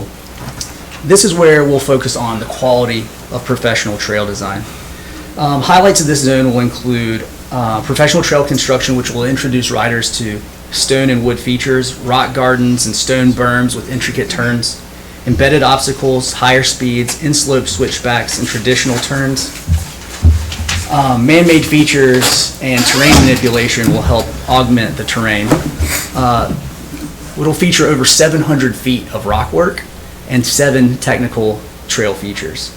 The specs on this zone will include 1.4 miles of trail on variable tread, 24 to 36 inches in width, optional lines. It will reside entirely within the park boundaries and using sustainable and low maintenance building techniques. This segment has the opportunity to be the crown jewel of mountain biking and a real draw for Belmont. Currently, Belmont is a draw for RBP, and we really want RBP to be a draw for Belmont. So as we meander down the multi-use access trail, we finally find ourselves at the Black Hub. Here we're picturing the core group who have built and promoted RBP as a park, the mountain bike enthusiasts working on their skills. So we're going to focus on progression here. So since this parcel has been heavily logged, we have the opportunity to incorporate trail that will drive usership and is geared to the mountain biking fanatics who've made RBP what it is today. So characteristics of this trail will be one of progression through advanced technical lines. It'll have about 1.1 miles of highly variable tread, 18 to 36 inches in width. With mandatory lines, there'll be elements of exposure, risk, and playfulness. There'll be man-made rock gardens and technical trail features. Advanced downhill flow trail with smooth and groomed trail, and also downhill lines with rough tread with rocks and drops and berms. It'll be constructed of variable materials and include 10 technical trail features and about 500 feet of rock work. So to conclude my portion, I'd like you to consider that the Trail Enhancement Project increases inclusion by creating a navigable corridor through the park. It showcases RBP's character and the spirit of Belmont through high-quality trail, and fosters growth by allowing hikers, runners, riders of all skill levels the place to progress. Thank you, John. So we're going to take a look at the total project cost estimate. We're looking at about $185,000, which then would reflect professional trail design and construction at current market prices and includes all the features that John has just highlighted for us. So today we still have about $19,000 remaining from the initial private donation. This committee has worked to find over $120,000 in grants for which this project would be eligible, and those look to pay out in the next 12 to 18 months. So there's currently no funding from the City of Belmont for RBP, and so we're trying to identify a plan with an intent to exhaust other funding resources to reduce the cost to the city to be able to develop this park. We're also looking at community fundraising, corporate donations that would then provide some of the matching funds for the grants. Some of those require such matching funds, and would also have the opportunity to connect the community to building this park as well. There's also an opportunity, as we had mentioned, to leverage the volunteer hours and the volunteers that are already available, which would then help us maintain and reduce the initial cost of the park for this development. So the project schedule will then follow the availability of funding, and we've drafted something that is tentative based on the grant calendar and some estimated fundraising projects. So the completion of Phase 1 relies heavily on the receipt of the Carolina Thread Trail that John has highlighted and David mentioned earlier. The spring grant cycle is due in April, and that grant application is currently being drafted, and we've engaged in conversations with Carolina Thread Trail leadership, and they've been very positive and encouraging. So Phase 1 would then offer the most benefit to the broadest range of potential park users and could be used while other phases are under construction. Phase 2 and Phase 3 have grant availability related to People for Bikes, Quality Bike Parts, the REI local grant for which the Tar Heel Trailblazers have had success in the past obtaining, as well as the North Carolina Recreational Trails grant. And I highlight those because they're very specific to this project. And we have additional grants identified that would be regional support, other foundation support as well, that we can pursue with your support. So I'd like to pass it to Dave, who's going to take us into our conclusion. Thanks, Sarah. All right. Well, I just want to wrap up tonight by summarizing some of the primary benefits of the Trail Enhancement Plan as it's been presented to you tonight. So first, inclusion. The enhancements will allow the park to be enjoyed by a wider range of users such as such as walkers, trail runners, and mountain bikers of all skill levels. Progression. The enhancements will provide a wider range of trail difficulty to allow for progressive skill development for mountain bikers. Trail quality. The enhancements will provide a sustainable trail system with intuitive navigation for a longer, uninterrupted trail experience. Connectivity. The multi-use access trail provides future connectivity to the Carolina Thread Trail at the Stuart Kramer High School property, which will allow a new primary trail connection between downtown Belmont and downtown Cramerton. And in the future, goal of connecting downtown Belmont to George Poston Park on almost primarily a series of multi-use trail systems, multi-surface trail systems. So, as trails are one of the best low-cost investments for a local community, and maintenance costs for trail systems are minute compared to other parks and rec facilities. And so tonight, the City of Belmont is in a unique position to make all this happen based on the recent private donation, dedication from the Tar Heel Trailblazers, and support from the local community. So we're asking that you guys approve the RVP Trail Enhancement Plan as an addendum to the Parks and Rec Master Plan tonight, and approve the designation of the multi-use trail as Carolina Thread Trail segment. Thank you for allowing us to present to you guys tonight, and we'll take some questions. I have a comment. It sometimes takes a very long time for things to happen. A lot of you do not realize my son Rusty's Eagle Scout project was to clean the branch out. In other words, it was horrible. People had dumped all their shingles and stuff in the area. It took quite a long time and a number of people to do that. And the idea was that eventually it would be a park that would be more than a passive park. We built a footbridge. The other piece of this, my former student Jonathan Wilson, as a part of this. So you're talking about excited. Y'all are not nearly as excited as I am about this. Even though I won't be on the biking part, I'll be on the walking part. So thank you for all your work.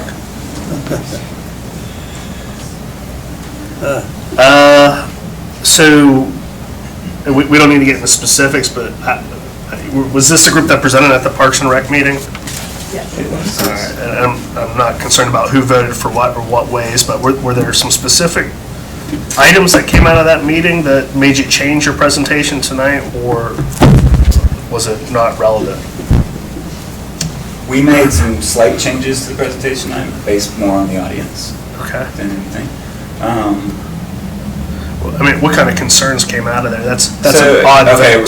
So what were the concerns? Sure. We did highlight tonight what our formal ask was, because there were a lot of questions about funding and what the city was going to have to, or by approving this plan, what the city was responsible for funding.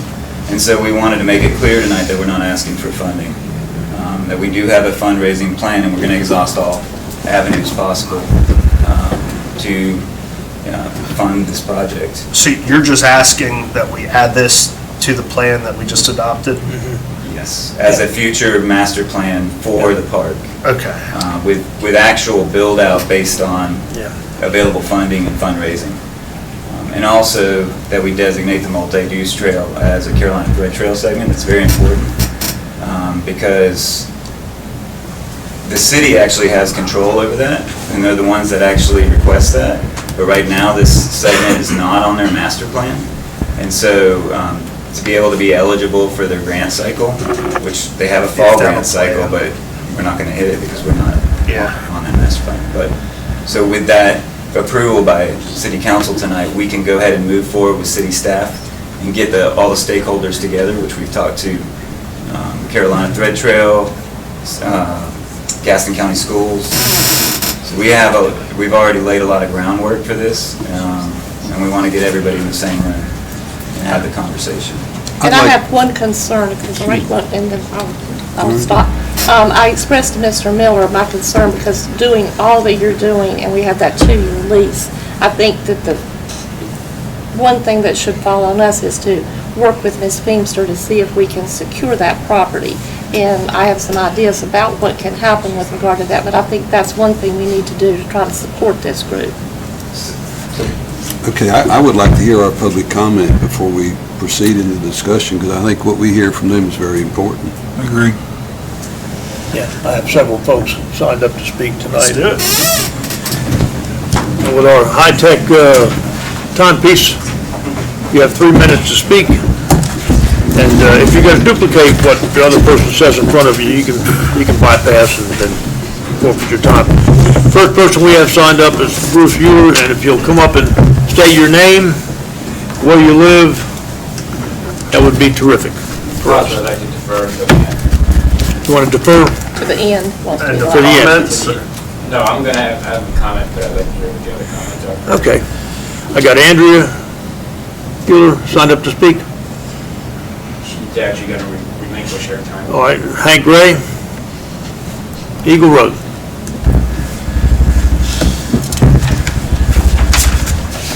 Good evening, Council, Mr. Mayor. My name is, first of all, thanks for giving me the time to speak, assuming you're going to turn it in a second. Again, my name is Hank Gray. I live at 83 Eagle Road in Belmont Reserve. I have been a resident of Belmont for just about exactly 2 years. The reason that I'm up here is to speak against this plan, and I'm very passionate, and this is very personal to me. Just before I left to move to Belmont, I lived in Minnesota, and it just finished a 3.2-mile single-track trail system built all by volunteers, self-fundraised, designed by me, built by a high school mountain bike team. We did it in under 12 months. Now it's a practice site for the current state champions of the state of Minnesota. When I moved here, I fell in love with Belmont, fell in love with Rocky Branch. It's a great trail. It is upsetting to watch how easily we can just wipe away what is there, take a few pictures of certain areas, and basically bury the whole trail. I was going to ask for a couple of considerations, but the first thing is what this group is offering. You need to understand also what is going to be lost if they get this plan. And the second thing to consider is the trail map that they show does not show the existing trails. As far as I'm concerned, unless any other type of alternative comes up, if they put anything in writing, it is my opinion that the trails that are there, thousands of volunteer hours, specific features that have been built over the years, the money, the cost for replacement of a trail like this trail that's there right now, you can go ride it right now today. People are enjoying it today and tomorrow. Today could be $150,000 worth of labor and effort that has been put in over the last 6 years would be wiped away. I wanted to tie this in with Belmont. Just like a lot of people that have moved to Belmont, Belmont is uncommonly unique. It's a special place. It is memorable.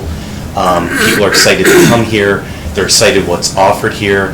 I mentioned only in the last 2 years I've had a cocktail in a jailhouse. I've had a steak in a former police station. I enjoy going to the local bike shop and enjoying something to eat and drink right trackside, watching the trains go by. Rocky Branch today, the current trail, matches that type of paradigm. It is uncommon. It is extremely unique. It has some flaws, it has some failings that can be easily corrected. It is bought and paid for today. People can use it today.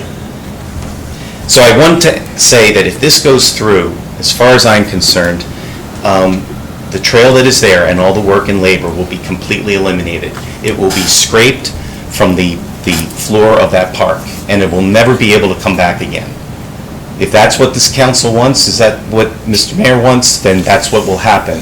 But you need to make a serious consideration for all of the work and labor that has been done over the last 6 years. So please deny this request, have them go back for a new proposal, possibly utilizing what is already there. Yeah. Mr. Mayor, thank you. Thank Council, you. thank you for your time. Yeah, appreciate it.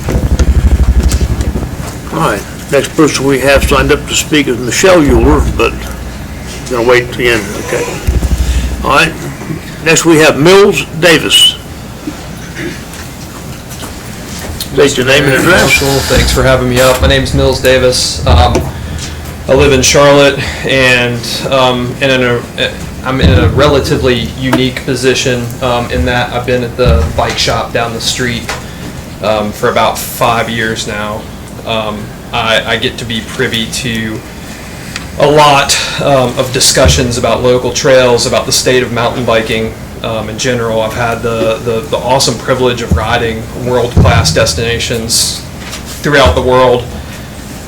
Lots of different experiences and lots of different, I guess, evidence as to why the plan that is being presented by this committee and supported by the community and the Trailblazers is important to me and valid to me, both as a business manager and as a, frequent, I guess, resident of Belmont. Although I do live in Charlotte, I spend the majority of my time here, and I do spend a ton of time riding local trails.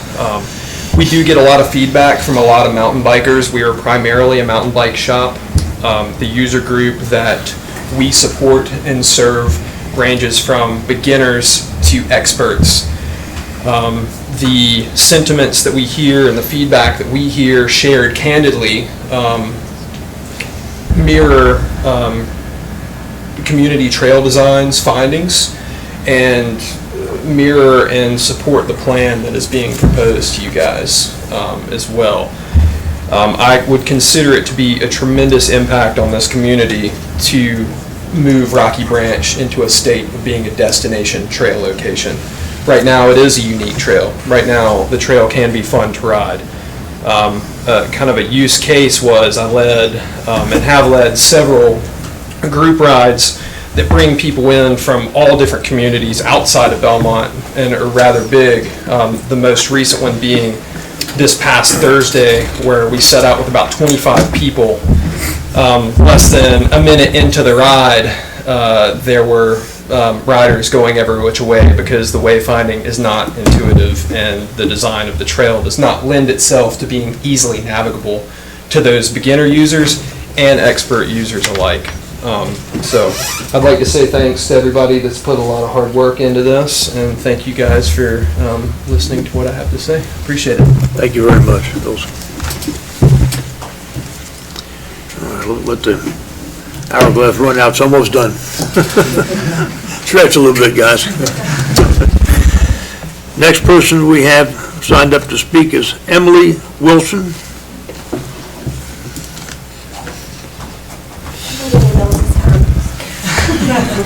We got you. It's almost done. All right, go ahead. Okay. Hi, I'm Emily Wilson. I live at 2128 Lexington Street in Belmont and Eagle Park.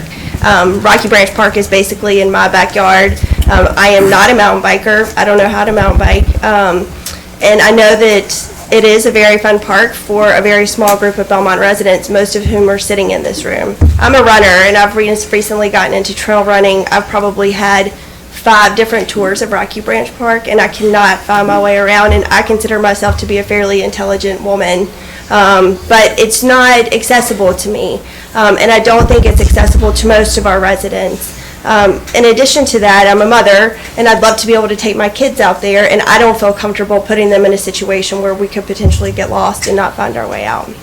I'm also, as most of you know, a member of our Parks and Rec Advisory Board, and we had a lot of debate and conversation over this plan, very thoughtful, and I think listening to all sides. My perspective is that as city parks, they should be inclusive and accessible to every single one of our residents. And I don't feel that Rocky Branch in its current state is. And I also feel like an improvement to be able to drive economic development for our community, as well as improving our quality of life, is the reason why I voted for this plan. And I encourage you to approve it as a part of our master plan as well. So, thank you. Thank you, Emily.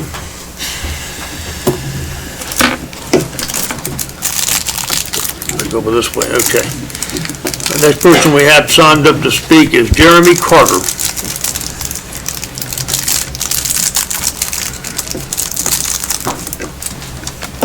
How are you doing on the timer? Good? You got a new he wants new timer. Yeah, I'll give you one. No, that's fine. Let's do it this way. It's going to. I'll turn over halfway, how's that sound? I'll count it. Come on, Doug, get your I'll put clip. 3 minutes on. He's got a squawk on. You'll be fine, just go All ahead. right. Go ahead. All right, so my name is Jeremy Carter. I live at 317 South Street. I have a small family, an 8-year-old and a 6-year-old here. My wife is PTO president at Page Elementary. First off, I want to say thanks to Bruce and all the volunteers that have put in a lot of hard work at RVP. I'm an avid rider. I'm there probably on average at least once a week. Also, thank you to the RVP committee and the Tar Heel Trailblazers. Really excellent detail and research that went into the plan. So I'm here in support of the plan. Primarily, my own use case was similar to Emily's. My wife's getting into mountain biking, and I told her you can't ride Rocky Branch yet, so you got to go to the Whitewater Center. I have an 8-year-old that wants to go, and I can't take him to Rocky Branch yet because the first year and a half I spent there, wrecking quite a bit. So I actually did a little bit of research, non-scientific Strava data. If anybody's familiar, there's an app called Strava. It's where avid runners and mountain bikers and all sports enthusiasts can track their rides. It's a social media app for athletes. And I looked at a couple nearby trails. So Poston, we've talked about that a little bit, connecting there. At the entrance, Strava has segments, so I had to pick a segment, so again, non-scientific, but the entrance segment at Poston has had, in 2019, 555 riders. The entrance to the Lake Loop at the National Whitewater Center in Mecklenburg County had 2,170 riders.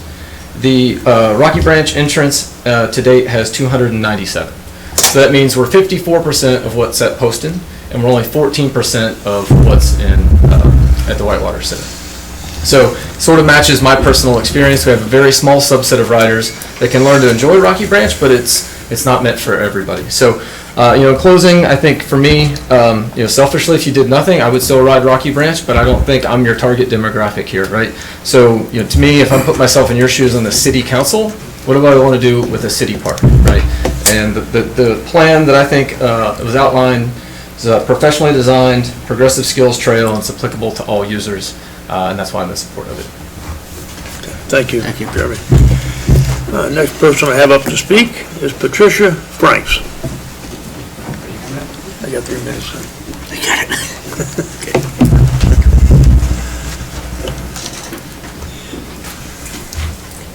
Good afternoon, City Council. Got your full 3 minutes now. My name is Patricia Franks, and I live at 508 Saco Street, and I have listened carefully to the presentation about this project. I only learned about this emergency City Council meeting at the last minute, and I kind of wondered why it could not have been placed not on the City Council meeting on Monday. I certainly understand why that decision was made, but at a later time. And I just realized at the last week of what RVP is. I'm not a mountain biker. The one time my daughter and I walked Rocky Branch, I thought I was going to have to call Zip because I got lost. I had my phone ready to call because I could not find my way out of there. And I listened. Most of my questions have been answered, but I listened about their request to have this an addendum to the Parks and Rec Master Plan. I really don't understand what that means. I really want to know whether that means that it will take precedent over the current priority that the Parks and Rec recommended or not. So that's one question.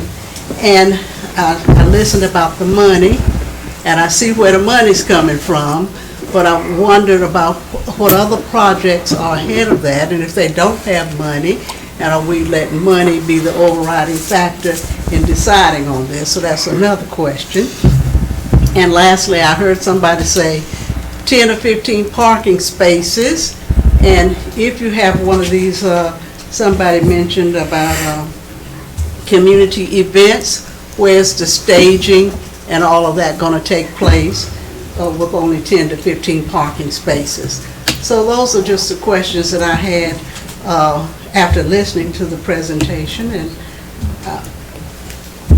I'm not going to take my time of letting them answer it now, but they can answer it if they desire to do so.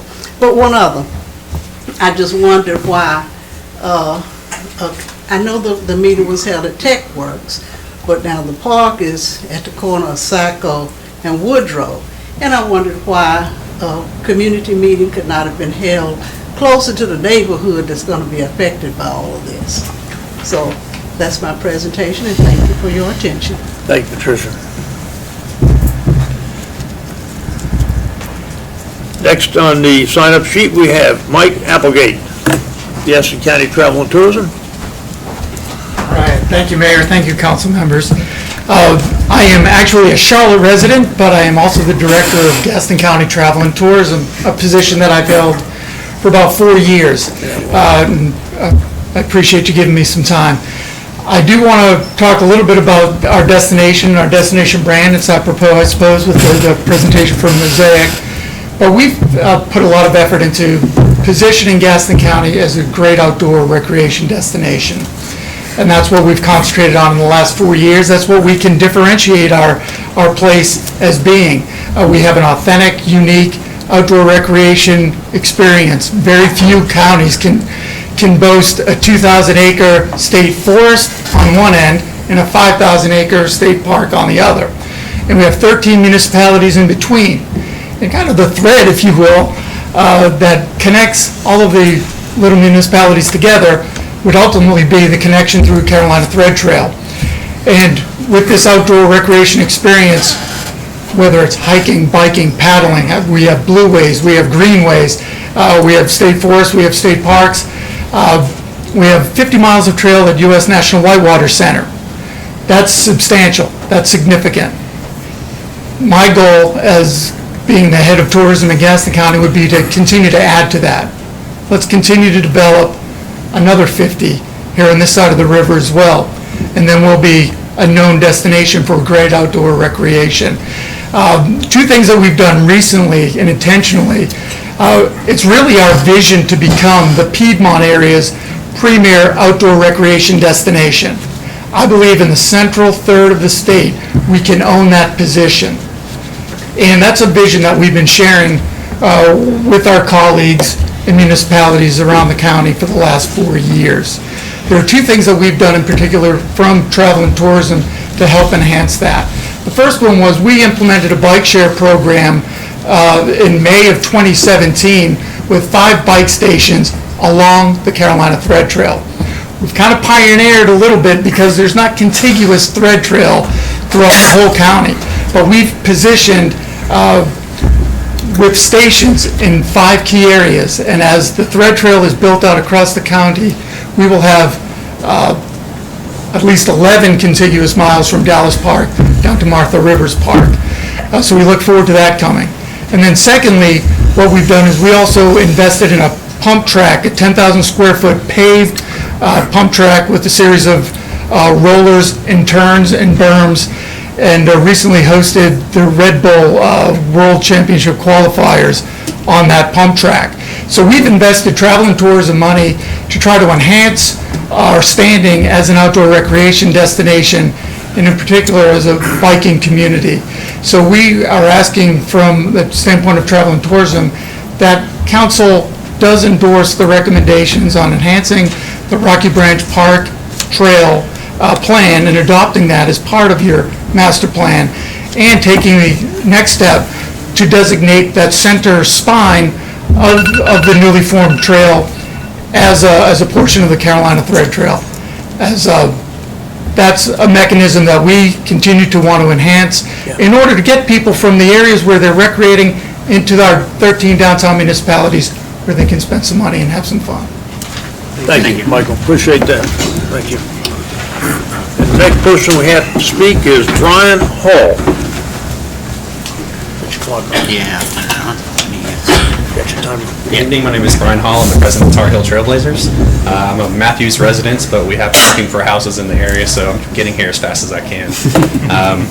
First, I just want to thank you, Mayor, and the council for giving us the opportunity to present this plan this evening. This is a letter that I presented to the Parks and Rec Advisory Council, just stating the Trailblazers' support for this project, so I want to make sure all of you had a copy of that as well.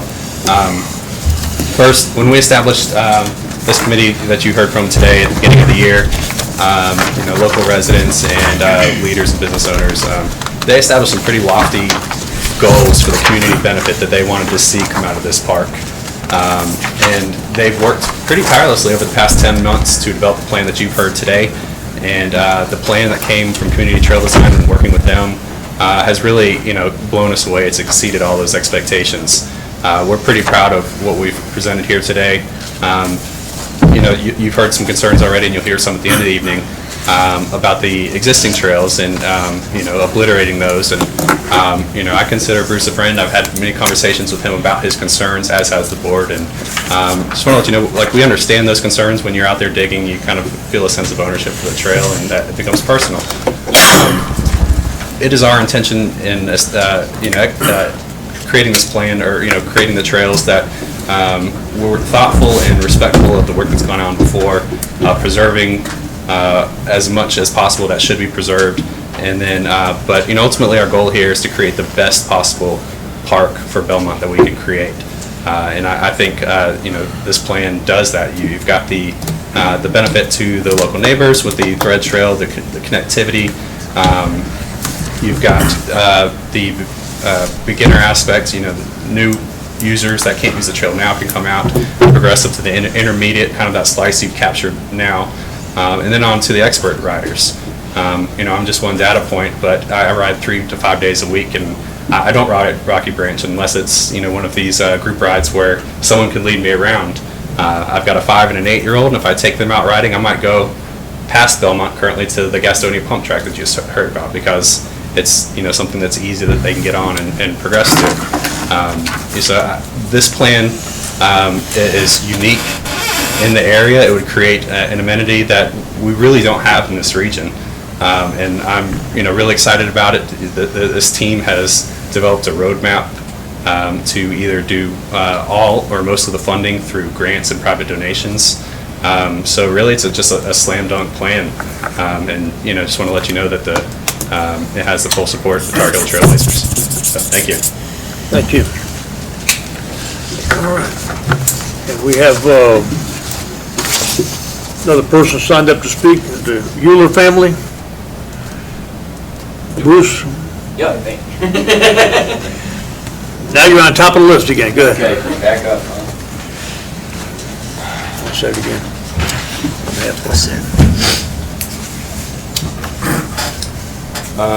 Just going to take a minute.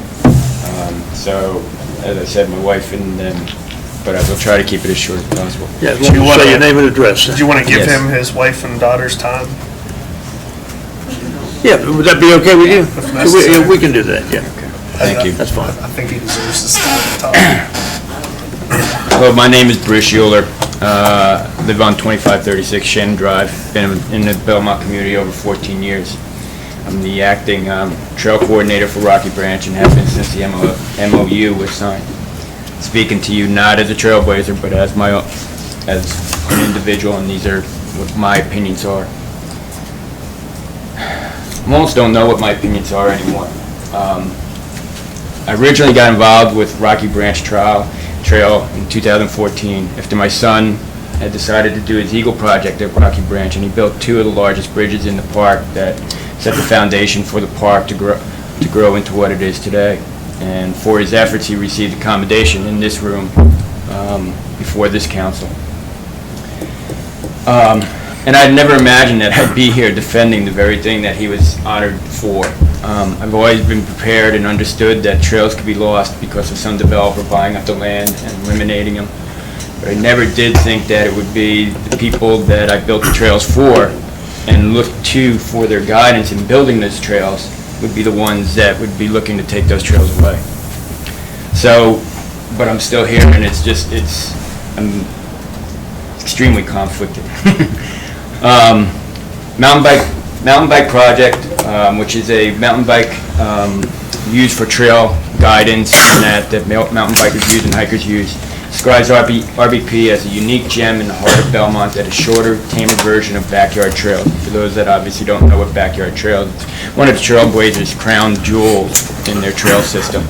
And it was quite an honor to be even put in the same sentence as that trail. The trail is very well marked at all major intersections, and this is still going from mountain bike project. The trail is very well marked at all major intersections, and getting lost should not be an issue. All the technical sections have trail that have a bypass, so you can hit or skip as many features as you want. It's also ranked 70th out of over 900 trails in North Carolina because of in their rankings. And Trail Forks ranks it as 75 out of all the trails in North Carolina.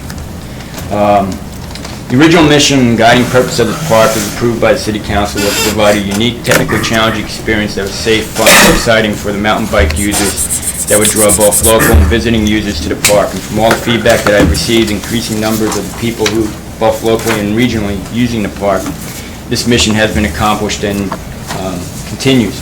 Although I agree with the group's goals and appreciate all their time and effort they put into this project, I'm not agreeing with everything. One of the fundamental things is the proposed concept trail that, in my opinion, will be the end of the trail as it exists today. They overlap. If you take an overlap of the trail, and I have maps that I could show you, but I'm not going to at the moment unless you ask. If you look at lay the two trails over each other, you'll see that most of the existing trail is slated to be eliminated or renaturalized, including one of those legacies of my son. Being told that this is not the plan, this is 100, the 10,000 foot level, and it shouldn't worry about it. But I do worry about it, because if they haven't been able to do it to my satisfaction, then how can I support that? And I want to support, I do want to support this plan, but I just haven't been given that assurance. I also think that this plan is very well put together as it appears, and is very well polished, and they've done a great job. It does have some flaws. It was originally developed on dismantling and criticizing the existing plan just to justify creating a new one. It was also where there was a voice of dissent. That voice of dissent was not, instead of stopping and trying to figure out how to compromise around it, that group ignored it, shut it out, and just continued moving forward. And for that, during those thousands of hours of working at Rocky Branch, I had the pleasure of meeting many hundreds of Rocky Branch users, young, old, experienced, novice. I mean, the cycle group comes there 4 years. That's 4 7-year-olds. I'm sorry, 7 to 8-year-olds? 5 to 17. Okay. Smaller. That race there. So, I mean, it is usable for all groups. I'm here to give those riders and the users a voice in trying to maintain the existing trail and features and feel that Rocky Branch what brings them here. We also would love to try to implement the broader goals of this project. I feel the existing trails are worth fighting for, even if it's at a very high cost to me. Because by my standing here, I've risked being casted out and isolated from an organization I strongly believe in, and losing friendships that I do value, and losing the respect of my peers by not just going with the flow, but sometimes things have to be worth those risks. I believe the RPL, the Rocky Branch group, are a very influential, talented, passionate group of people, and I would much rather have them on my side than against me. I also believe the Trailblazers Board will continue to show their full support of this project in Rocky Branch, and it pains me greatly not to be standing in 100% agreement with them at this time. My disapproval of this plan and the group's efforts is one of frustration for not giving me or the volunteers who helped build this trail, in my opinion, a true voice in the direction of the plan. I'd like to thank the city staff and especially the city council for their continued support of the trails at Rocky Branch. I hope that the city councils and others still have the confidence in my efforts as a trail coordinator and my desires to make the trails at Rocky Branch some of the best trails in the region. I'd hope that they would like me to continue in that. But I'd also like to thank the Trailblazers for their support and guidance in helping to create a well-liked, unique mountain bike experience here in Belmont. Many volunteers who have assisted me, and especially the users of the park who have expressed their appreciation and approval of the work that the volunteers and I have done at the park. That feedback is what has made all those long and hard hours working in the woods and reason to continue working, and the reason I'm here today. This is where I'm conflicted, because I would like to see this postponed so that it could be, some of these issues could be possibly worked out. But I'd also don't want to see them lose their funding capabilities and be able to continue trying to get funds to help improve Rocky Branch, whether it's be through existing trail or through new trail. My main point, I guess, is that there's still more to this plan that I feel needs to be discussed at this time, and this is not the time or place to do it, obviously. I want to thank those for the additional time for expressing my opinion. I hope and believe that Rocky Branch Park will continue to be one of Belmont's true gems. I'm at your disposal if you'd like to discuss Rocky Branch at any time. There is other options that I think can be explored that maintains some of the existing feel and its original uniqueness than that this concept is displaying. But I think as far as going forward and supporting Rocky Branch as a trail and as a bike park, I'm still full for it. I'm obviously very much for that. So thank you for your time. I appreciate your indulging me in the extra time. Thank you. Sure. Did you work with Josh Taylor? Did you work with Josh Taylor? Yes. Yeah. Josh was on the Parks and Recreation Commission. Okay. All right. Well, we've heard all the speakers, and any discussion, any questions that we have? There seem to be some questions around what we're voting on. We're not voting to fund this, to the best of my knowledge. Correct. We're not voting to change this on the priorities list. Correct. So we're voting to amend the plan. And so I think that's what we need to discuss. So we're voting to amend the plan, but as far as the actual plan of the park, we're not addressing that tonight. So this master plan would be part of your overall comprehensive Parks and Rec master plan. We're not talking about specific areas within the park. So the specific design of the park? So that would be done at another time? At another time, yes, sir. Okay, so what you're saying is there's still time to negotiate if there is that possibility of with the groups that we're discussing, is that right? Right, so what you saw tonight was an outline of what this group would like to see in that park with that mainline trail and different features going off of it.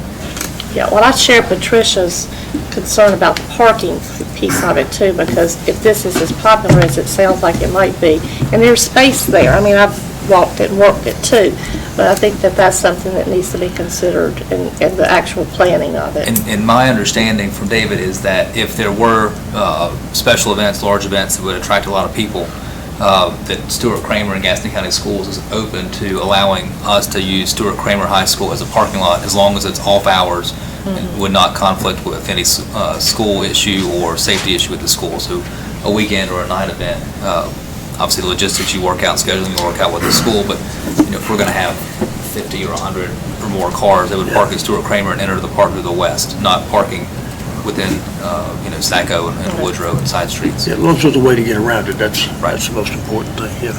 Okay.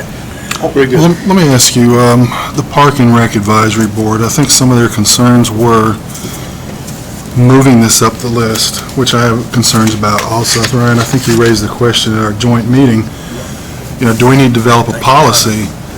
We have identified, priorities in this document, highlighted in yellow, and that's our new master plan. The park is down here in the green, and it's unfunded, so, there's a lot of moving parts here. You've got to potentially secure the land from Ginger Feimster. We don't know if that can happen. You're going to apply for a lot of grants, but grants are theoretical until you're actually awarded them. So, I don't know what our financial part in this will be. I don't recognize a rush right now. I kind of agree with Bruce in that maybe we look at this plan. And I'll be honest with you, I don't know exactly what it means. You're ranked 70th out of 900 trails, but that seems to be good in North Carolina. So we've already got a park, I think, that's identified as a good park. One that I understand is a natural trail versus an engineered trail. I wish there had been a community meeting in the Reed community, because, while you're talking about the activity at Poston Park and the Whitewater Center, those are not located in a small neighborhood. Okay, this is a small neighborhood. I'd like to get there their input on how they feel about this, because at the meeting, I think you all said something about events with 500 riders potentially, and up to 1,000 people with families. I mean, that's a lot of people to park. That's a lot of bikes to get into the Reed community one way or the other. And I would like to vet that a little more. I mean, personally, I think that for me, there's a lot of moving parts, and I don't really see how they all go together at this moment. We did answer the question though about it not moving up on the priorities list, right? Yeah, to me, it's the same situation. If I come to you and we have monies for the skateboard park, we're ready to build it. It's stuff that we don't at this point. So that, to me, is the same kind of situation. It's not moving it up. It's if you have funding, then you can go ahead and do what you think is appropriate. I think there's probably a formula we can come up with, because, I understand the side of not having money kind of bring projects up, but at the same time, if you think about Linford Park, we just got a grant from Disney, which moved that up the list. We did Stowe Park, we got a grant from the state not the state legislature, but I guess the state. When we did the River Park, we got a grant to do that, which brought it up the list. Right. When we did the basketball court in East Belmont, that was private funding. All we did was plant the trees around that. And so there's this, in the tennis courts, we got money for that, which brought that up the list. And I'm not saying this is the best way to move forward. What I'm saying is it certainly has just wiped out a whole list of projects we've been trying to do for a long time because we're getting some outside dollars in. So maybe there needs to be a formula that it's not, if you raise, there's got to be some sort of ratio, because I hate to walk away from free money, especially with some of the large hospitals in the area who have given hundreds of thousands of dollars to our local municipalities around outside of Belmont for those projects. So I do think we need to come up with a formula. I think that's a separate conversation than what we're talking about tonight, because I understand that concern. I think conceptually, I support the project. I think you're going to have to get into it and work the details out as you go. If you don't step into it, you're never going to be able to work anything out. Mr. Bruce here spoke about concerns. I'm sure they're open to looking at those concerns, but if you don't move forward, you're not going to get anywhere. So if you say, well, we want this, we want that, we want to know about the parking, but you know as well as I do, as a council, whatever that council is coming in the future, they're not going to permit, I would hope, because I would hope it would come back to us, Adrian, or come back to the sitting council and say, look, have you solved the parking? Have you done this? Have you done that? But I think these folks are extremely talented, and I certainly appreciate your work, because I know that was really very difficult, and you seem to be very pulled between here and here about it, and I understand that. So perhaps those kind of things can be worked out. Synergistically, you have to work together, and I assume you folks will work with him, and you'll listen to him, and maybe there can be some changes, but if we don't jump into doing something, nothing's going to happen. I guess the other question. So I support the concept of moving forward with this, and all those questions and concerns need to be addressed as you move along. I can talk about parking now, and I can talk about this, and I don't have a mountain bike, and maybe I might want to buy one and some Band-Aids. I probably need Band-Aids too, because I'd probably get hurt. But I would like to see, Bruce, and I'd like to see this committee here work together through all those kind of things and come back with a plan. The only way we're going to get things done in Belmont is in cooperation with our citizens. Yeah. There's a lot of things that's happening that way. If you think of the Fighting Yank, if you think of the tennis court, if you think of the basketball court down at Freddie Field, that was done by citizens. That was paid for by one of our citizens. Well, they didn't even live in the city. So, that was $50,000. And so there's a lot of things that we can develop together synergistically, and I support the project. Okay, so two quick questions. We've heard from everybody involved, but we have not heard from our Park and Rec Director. Do you have any thoughts or positions on this? This falls under your realm. I'm kind of going in a position like Ron has. I think we need to hold it like he said, and maybe take it down, and these guys are working with Bruce on this project. I think it's a great project. We still need to coordinate with Bruce a little bit on the project. All right, well, second to the city manager, if we were to approve this as presented tonight, added to the master plan, what does that do for Bruce? I want to make sure, he has a lot of hours with his scouts and himself and the community to develop that park. where does that put us? I mean, I want to make sure that I don't want to see his work erased. I really don't. And one other question I guess I would have to you all is I talked to someone in the Reed community that apparently you spoke with, and they told me they were told there was going to be a dedicated walking trail because they had concerns about walking with their grandchildren and having bikes coming whizzing by them. So is that a component of this plan as presented? Yeah, kind of the key component that ties the whole plan together is that Carolina Thread Trail that we've been speaking about through the center of the park. And the Thread Trail is designed to be a very wide, essentially flat trail. So it will provide enough width for multiple user groups to use it. There's going to be really wide sight lines. There's no sharp turns. You can see ahead of you for hundreds of feet. That's something that doesn't exist at the park today. That Thread Trail is the cornerstone of the whole redevelopment. What you see on the map here is the planning concept. This is based on field verification, but it's not the final design of the trail. We have been working with Bruce this whole time. He's been on our stakeholder committee since the beginning. He's one of the key members of the Trailblazers organization. When we actually site and flag this thread trail in the field, that will set the stage for how the rest of the trail system develops. As you saw the slide sequence John went through, each of the 3 zones are built off the thread trail. We do believe that the area that's highlighted in the plan is going to be a great user experience for the thread trail, but once this plan is approved, we can move forward to the next steps. We'll go out on the property with the director of the Carolina Thread Trail, Brett Baranak. We'll walk the property with him, make sure that he's on board with where this alignment is. And we'll continue to work with the other stakeholders from the school, from the Reed Park community. But I think the first step is acknowledging that we've got a great game plan for enhancing the park and then allowing the Trailblazers and the community to work on how we bring that forward. So what you're talking about is finding solutions to obstacles as you go along, and that will involve these folks, the Reed folks, and the community.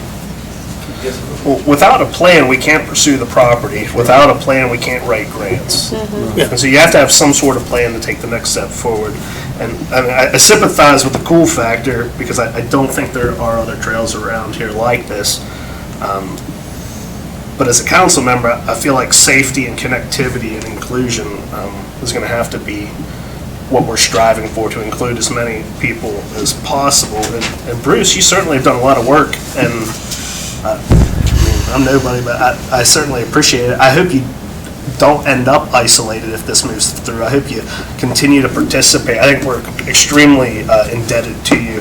But just as we're moving away from diversified textiles and we're moving the Fighting Yank across town, and as things change, we're maturing as a town, and some difficult emotional decisions that we often find ourselves charged with the duty of making selections on. And I think at this point I'd like to move out of public comment. Second the motion. All in favor? Aye. All right. That brings us to consideration of the adoption of the Rocky Branch Park Master Plan. All in favor, say aye. Need a motion. You need a motion for that. Need a motion, I'm sorry. I'll make a motion to amend our existing recreation plan with this addendum and state that it's consistent with our comprehensive land use plan's vision of connectivity and building a rail trail system. I'll second that motion. A motion and a second. All in favor, say aye. Aye. All opposed? Okay. And then, Mayor, there was one other item. Sure. In order for this park to be eligible for grants from the Carolina Thread Trail, the Thread Trail has asked that you designate this section as part of the Carolina Thread Trail. Yeah. That then their governing board can do the same, and then we would be eligible for funding from them. All right. So we would need a motion and a motion on vote that. to I'll make add that this to the motion. Carolina Thread Trail. I'll make the motion that Adrian said. That all works. Got a motion by Councilman Pope. Do I hear a second? I'll second it. Got a second. All in favor, say aye. Aye. Any opposed? Okay. Even I have one question. With all of the moving parts here, who is the major coordinator? In other words, that's going to make sure that all the parties are involved and heard and all that kind of thing? So it's a good question. I mean, you've heard a lot from a lot of people, and clearly a lot of individuals have ownership of this park because of their hard work on it and their enjoyment of it, but ultimately it's a city park. So Zip Stowe is your Parks and Rec director, so he's going to be the person that's coordinating with the Tar Heel Trailblazers, with the volunteer groups, with this group. So, whenever Sarah's out writing grants, she's going to coordinate with Zip to make sure it's a funding source that we're comfortable with and that it's something that we can support. So Zip is going to be your point person. Okay, and who will ask which members of the Reed community want to be involved, or how that part would happen too? Because it sounds like maybe they haven't been as involved. I'll let Zip do that as well. Okay, all right, thank you. So you're going to ensure that we have a community meeting in Reed Park and gather their input? Yes, sir.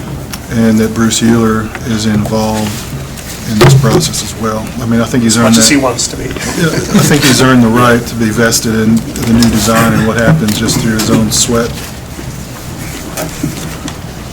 Okay. All right. That's all I have for tonight. Do we hear a motion to adjourn? We're going to have to do our interviews. Oh, I'm sorry. We need to do the appointments for the boards. Thanks, Parks. The public That's get right, the that's leads, right. they don't know it. Thank you all. Take a break. Yeah, thank you. What's it about? They can go. Please take a second. I'm going to. It's not enough to look at. Adrian.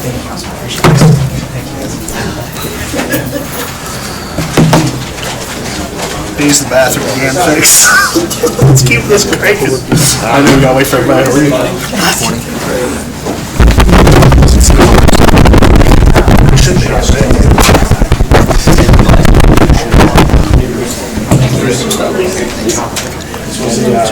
They will see you.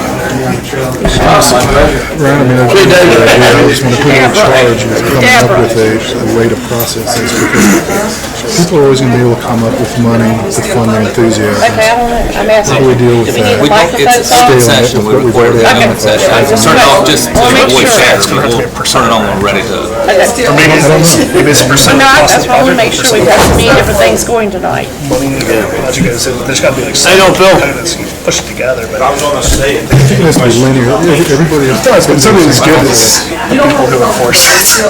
It's just kind of like the road thing the state did where they made a Okay. formula to take the politics out of it, but really, So I'll open. we should give it a shot. Try. All right, so we have the 5 Look at the new. candidates we've talked to. All right. So if you'll look at what I handed out at the beginning of the meeting, I gave you the applications for the people that you heard from tonight, and then a paper clip together, the applicants that you've already interviewed for the ABC Board, Planning Board, and Main Street Advisory Board / DBDA. For the ABC Board, you heard from Leland tonight and then Gil Aguirre previously. For the Planning and Zoning Board, and this was an oversight that we made, Andy Miller's term ended at the end of September, so he should have been interviewed when we interviewed all the other candidates several weeks ago. So I've given you the applications of the other people that you interviewed but did not appoint, as well as Andy. So Andy is a one-term member of the Planning and Zoning Board. He's eligible to be reappointed for another term, or you can appoint someone else that you've already interviewed. And then for the Main Street Advisory Board, there are 3 seats that are available. Angela and David, who you interviewed tonight, are current members eligible to serve a full term or a second term. You remember Danny Hayward was the chair of that board, and he had to relocate to Buffalo for work, so he had to resign his seat. So you've got a 3rd seat that is basically Danny's unexpired term that would be a 2-year term. The rest would be 3-year terms. So you've got several people that you've interviewed for. You had 3 tonight for the Main Street Board, including David and Angela. But Who were the older people that interviewed for that? you interviewed Michael Cooley and Adam Snell. Yeah. All right, one of them didn't live in the city, which I guess doesn't matter, right? You know, I'd like to see us do the Main Street Board, because we got, certainly you want Angela, of all her work, and then David, as well, and then yeah. I'd like that Elizabeth Simcox. I do too. It's real sharp. Yeah. All right. We all right? That works That's for me. right. Right, that sounds good to me. Parks, let me ask you. You want to do this all as one big motion, or do you want to vote on each board? Let me ask So Parks a somebody question. has to do 2 years. You want the new one to do? Designate the 2-year term. Would that be the new one, Simcox? I think that would Why allow don't you her to do serve the- multiple terms. Yeah, but David Welter just finished 1 year. He was finishing somebody else's. Was it somebody else's term? So, but he'll, Maybe, if I don't you know. appoint him, he can get a full 3-year term. He'll get a full 3-year, and then Simcox He will can get serve 2. two full terms plus his unexpired. That was. That's cool. Let me ask you a question. What Adrian said about Andy Miller's term expiring in September, is there any problem with him voting at October's planning and zoning meeting? General statute. Retain your seat until your successor's elected and qualified. Okay. That's in statute. Andy Miller's one of the sharpest people we got. I don't go to many planning and zoning meetings, but he's. How about the ABC board? What's that one? Do you want to do these boards one at a time? Yeah, let's keep it from being too confusing. Yeah, so Okay. Main Street Advisory Board and DVDA, I heard. Angela Street and Rita, what was her name? David Simcox for the Welters. unexpired one. And then Simcox. Elizabeth Simcox for the 2-year term. So, do we need a formal motion? Yes, ma'am. I make a motion. I'll second. All in favor, say aye. Aye. Okay, thank you. And then you want to go to Planning and Zoning Board? You've got 1 seat, so that's Andy Miller, who you interviewed tonight, plus, I think, 2 or 3 others that you interviewed at the last meeting. And those are, we appointed Nick and Matt. You've got Terry Wilson and Stephen Turner and Christine Green. There's only 1 spot, And only right? 1 spot. Okay, well, I make a motion we approve Andrew Miller. I'll second it. Yeah, you sure got it. I second it. Okay, got a motion and a second. So, ask for All in the- favor, say aye. Aye. He's sharp. really Doug, Yeah. the whole room was filled. We had to interview people at the podium in front of all these people out here tonight. With no notice. With no notice at all. It's tough. He's well spoken. Yes. He's sharp. And then for the ABC Board, you've got Leland Jackson, who you interviewed tonight, and Gilly Gary, who you interviewed previously. We have 2 applicants and 2 positions? 2 applicants for 1 position. I think we ought to go with Leland. He's been on planning and zoning, and he's done a lot of things in the city. Well, I mean, that's true. Gil Gil has also worked with ABC, has a too. lot of I don't know, experience but I coming don't from know ABC. anything working with. I mean, I'm not opposed to Leland, but Gil, I mean, he's got to be qualified working with ABC. I mean, certainly, I mean, that would qualify him. He worked with him in an employment capacity, didn't he? Yes. Yeah. Which is, I've known Gil a long time. He knows the ABC business. He knows it very well. Well, I mean, also, you know, Gil's been applying for some time, and he's stuck with it. I mean, if that counts for anything, he's shown a desire to serve.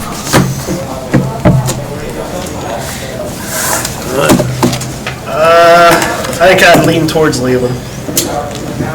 I do too, for I don't know whatever, but I've noticed him on the planning and zoning, and he seems to be pretty straightforward. I mean, I'll be candid, I want the least amount of drama possible coming out of that board with the least amount of distractions. And I have a little concern about a lot of the issues that we were having with Cramerton's ABC or early on and stuff like that. And so, no news is good news in the liquor business, I Why don't we think. do it this way, we'll vote. I nominate Leland Jackson. Is there a second? I'm sorry, Charlie. I'll second. All right, we'll vote on that. All in favor? Aye. Okay. Leland's it. Yeah. I make a motion to adjourn. Motion to adjourn. Got a second. All in favor, say aye. How long can this meeting go? Just real quick before you leave, we did, and I know this will take just a second, this is just food for thought. We got some feedback from one of the people that you interviewed last time, just about our format. She felt very intimidated and uncomfortable because you all were sitting up here and elevated and she's down here. And just sort of group dynamics, it was an uncomfortable situation. So I don't know that there's a better way to do it unless we did it maybe in the Centennial Room. You get a high chair. Would she be better, would they be better off sitting up here and we sit down there? Yeah, so just food for thought, just feedback from. I actually think that is nice to do it in Centennial. When I interviewed years ago, I interviewed in the Centennial Room. It'll sound more. The other thing is, somebody reached out to me about feedback and why they weren't selected on the board. Certainly, I'm not qualified to provide that answer, but I don't know if we should get involvement, but if somebody reaches out and says, hey, what can I do to be on the, what do you say? I don't think you respond to somebody, why wasn't I elected or selected? You just- But they were looking for like things to improve on, and so I was just curious if anybody's ever had that. I mean, I wouldn't. I thought it was interesting because All it's I what you would would do. say is we had a huge group of qualified candidates, and that's all we could say. That was my response. Yeah, I mean. We did not select you, you took somebody else. Yeah, we didn't play well. You didn't?